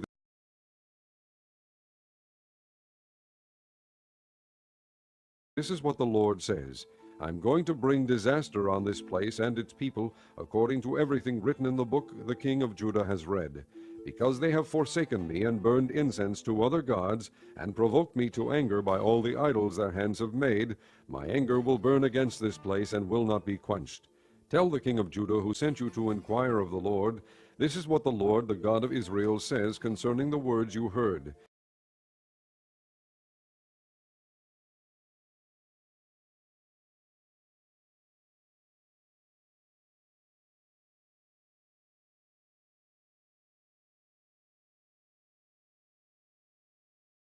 Because your heart was responsive, and you humbled yourself before the Lord when you heard what I have spoken against this place and its people, that they would become accursed and laid waste, and because you tore your robes and wept in my presence, I have heard you, declares the Lord.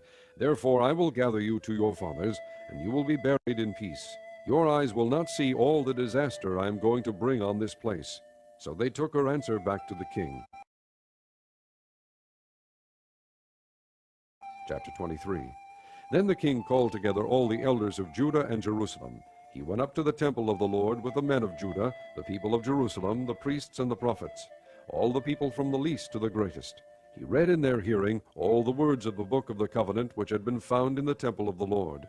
The king stood by the pillar and renewed the covenant in the presence of the Lord, to follow the Lord and keep his commands, regulations, and decrees with all his heart and all his soul, thus confirming the words of the covenant written in this book. Then all the people pledged themselves to the covenant.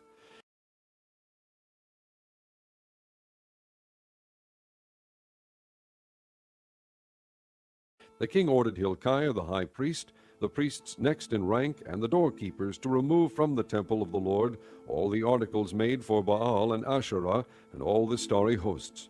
He burned them outside Jerusalem in the fields of the Kidron Valley, and took the ashes to Bethel.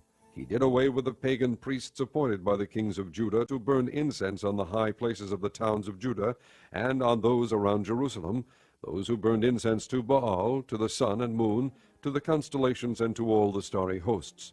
He took the Asherah pole from the temple of the Lord to the Kidron Valley outside Jerusalem and burned it there. He ground it to powder and scattered the dust over the graves of the common people.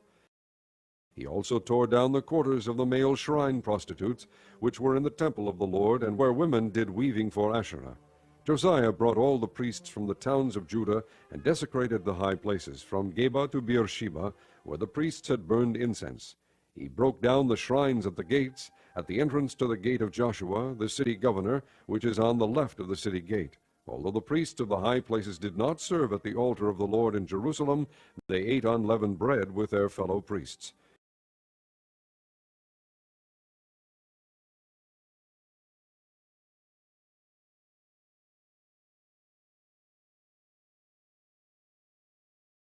He desecrated Topheth, which was in the valley of Ben-Hinnom, so no one could use it to sacrifice his son or daughter in the fire to Molech.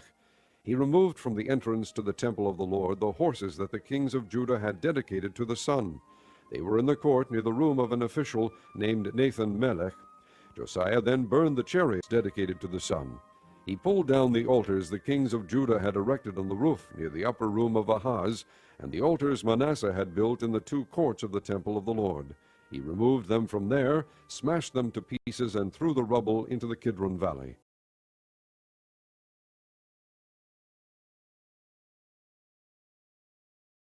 The king also desecrated the high places that were east of Jerusalem, on the south of the hill of corruption, the one Solomon, king of Israel, had built for Ashtoreth, the vile goddess of the Sidonians, for Chemosh, the vile god of Moab, and for Molech, the detestable god of the people of Ammon.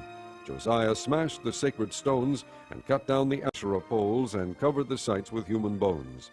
Even the altar at Bethel, the high place made by Jeroboam son of Nebat, who had caused Israel to sin, even that altar and high place he demolished. He burned the high place and ground it to powder, and burned the Asherah pole also.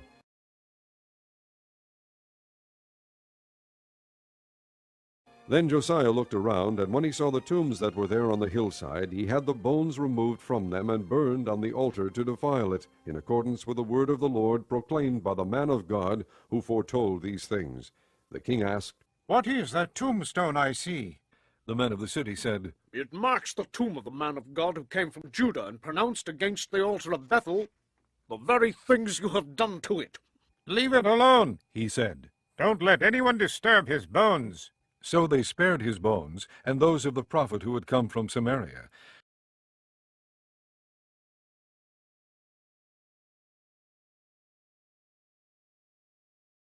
Just as he had done at Bethel, Josiah removed and defiled all the shrines at the high places that the kings of Israel had built in the towns of Samaria that had provoked the Lord to anger.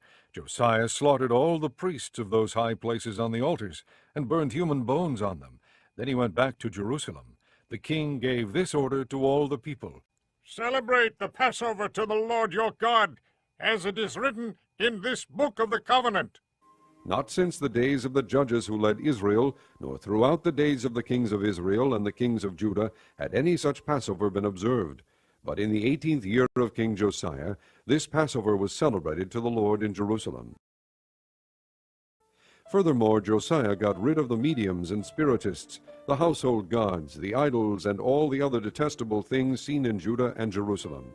This he did to fulfill the requirements of the law written in the book that Hilkiah the priest had discovered in the temple of the Lord. Neither before nor after Josiah was there a king like him who turned to the Lord as he did, with all his heart, and with all his soul, and with all his strength, in accordance with all the law of Moses. Nevertheless, the Lord did not turn away from the heat of his fierce anger, which burned against Judah because of all that Manasseh had done to provoke him to anger.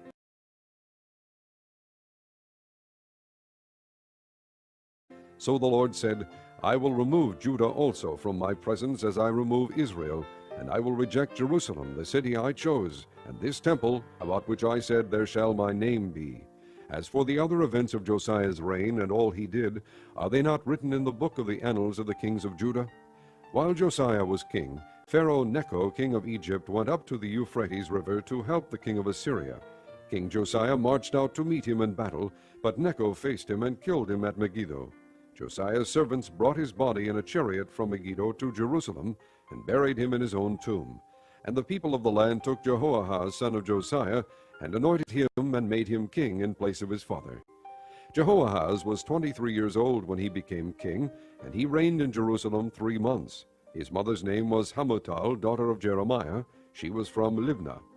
He did evil in the eyes of the Lord, just as his fathers had done.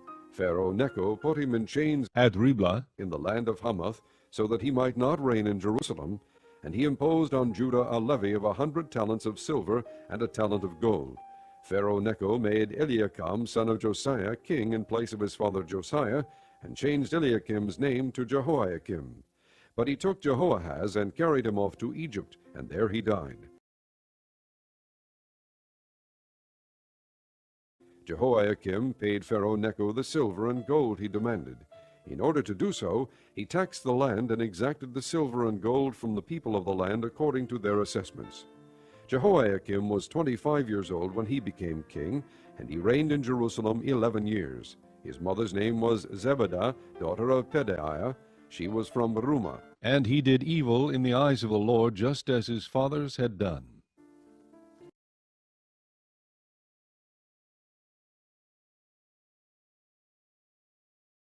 Chapter 24. During Jehoiakim's reign, Nebuchadnezzar, king of Babylon, invaded the land, and Jehoiakim became his vassal for 3 years. But then he changed his mind and rebelled against Nebuchadnezzar. The Lord sent Babylonian, Aramean, Moabite, and Ammonite raiders against him. He sent them to destroy Judah in accordance with the word of the Lord proclaimed by his servants the prophets. Surely these things happened to Judah according to the Lord's command, in order to remove them from his presence because of the sins of Manasseh and all he had done, including the shedding of innocent blood. For he had filled Jerusalem with innocent blood, and the Lord was not willing to forgive. As for the other events of Jehoiakim's reign and all he did, are they not written in the book of the annals of the kings of Judah? Jehoiakim rested with his fathers, and Jehoiakim his son succeeded him as king. The king of Egypt did not march out from his own country again, because the king of Babylon had taken all his territory, from the Wadi of Egypt to the Euphrates River. Jehoiakim was 18 years old when he became king, and he reigned in Jerusalem 3 months. His mother's name was Nehushta, daughter of Elnathan. She was from Jerusalem. He did evil in the eyes of the Lord, just as his father had done. At that time the officers of Nebuchadnezzar, king of Babylon, advanced on Jerusalem and laid siege to it, and Nebuchadnezzar himself came up to the city while his officers were besieging it. Jehoiakim, king of Judah, his mother, his attendants, his nobles, and his officials all surrendered to him. In the 8th year of the reign of the king of Babylon, he took Jehoiakim prisoner. As the Lord had declared, Nebuchadnezzar removed all the treasures from the temple of the Lord and from the royal palace, and took away all the gold articles that Solomon, king of Israel, had made for the temple of the Lord. He carried into exile all Jerusalem, all the officers and fighting men, and all the craftsmen and artisans, a total of 10,000. Only the poorest people of the land were left. Nebuchadnezzar took Jehoiakim captive to Babylon. He also took from Jerusalem to Babylon the king's mother, his wives, his officials, and the leading men of the land. The king of Babylon also deported to Babylon the entire force of 7,000 fighting men, strong and fit for war, and 1,000 craftsmen and artisans. He made Mattaiah, Jehoiakim's uncle, king in his place, and changed his name to Zedekiah. Zedekiah was 21 years old when he became king, and he reigned in Jerusalem 11 years. His mother's name was Hamutal, daughter of Jeremiah. She was from Libnah.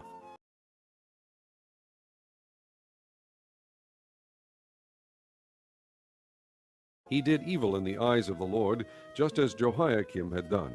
It was because of the Lord's anger that all this happened to Jerusalem and Judah, and in the end he thrust them from his presence.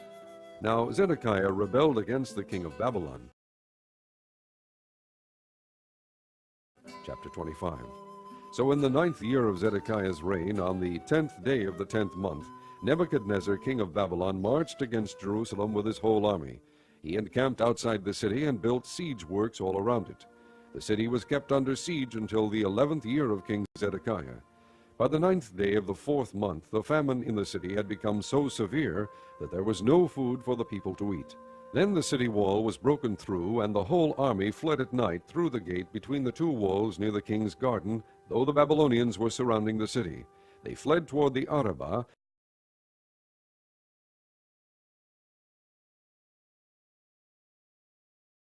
but the Babylonian army pursued the king and overtook him in the plains of Jericho.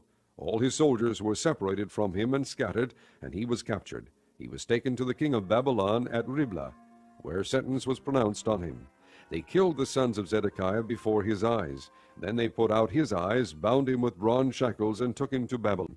On the 7th day of the 5th month, in the 19th year of Nebuchadnezzar king of Babylon, Nebuzaradan, commander of the imperial guard and official of the king of Babylon, came to Jerusalem.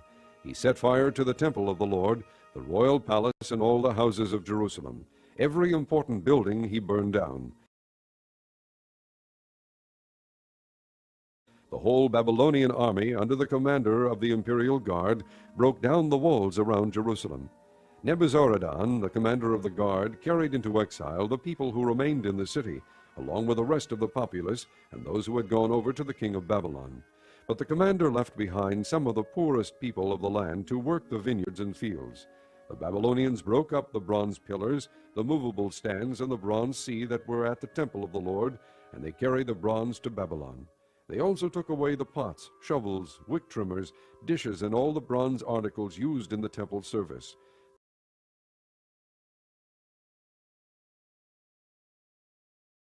The commander of the imperial guard took away the censers and sprinkling bowls, all that were made of pure gold or silver. The bronze from the two pillars, the sea, and the movable stands, which Solomon had made for the temple of the Lord, was more than could be weighed. Each pillar was 27 feet high. The bronze capital on top of one pillar was 4.5 feet high, and was decorated with a network and pomegranates of bronze all around. The other pillar, with its network, was similar. The commander of the guard took as prisoners Seraiah the chief priest, Zephaniah the priest next in rank, and the 3 doorkeepers.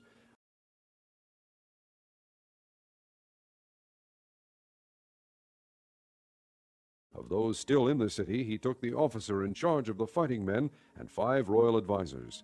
He also took the secretary, who was chief officer in charge of conscripting the people of the land, and 60 of his men who were found in the city.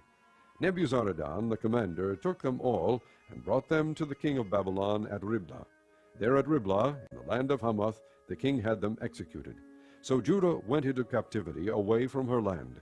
Nebuchadnezzar king of Babylon appointed Gedaliah, son of Ahikam, the son of Shaphan, to be over the people he had left behind in Judah.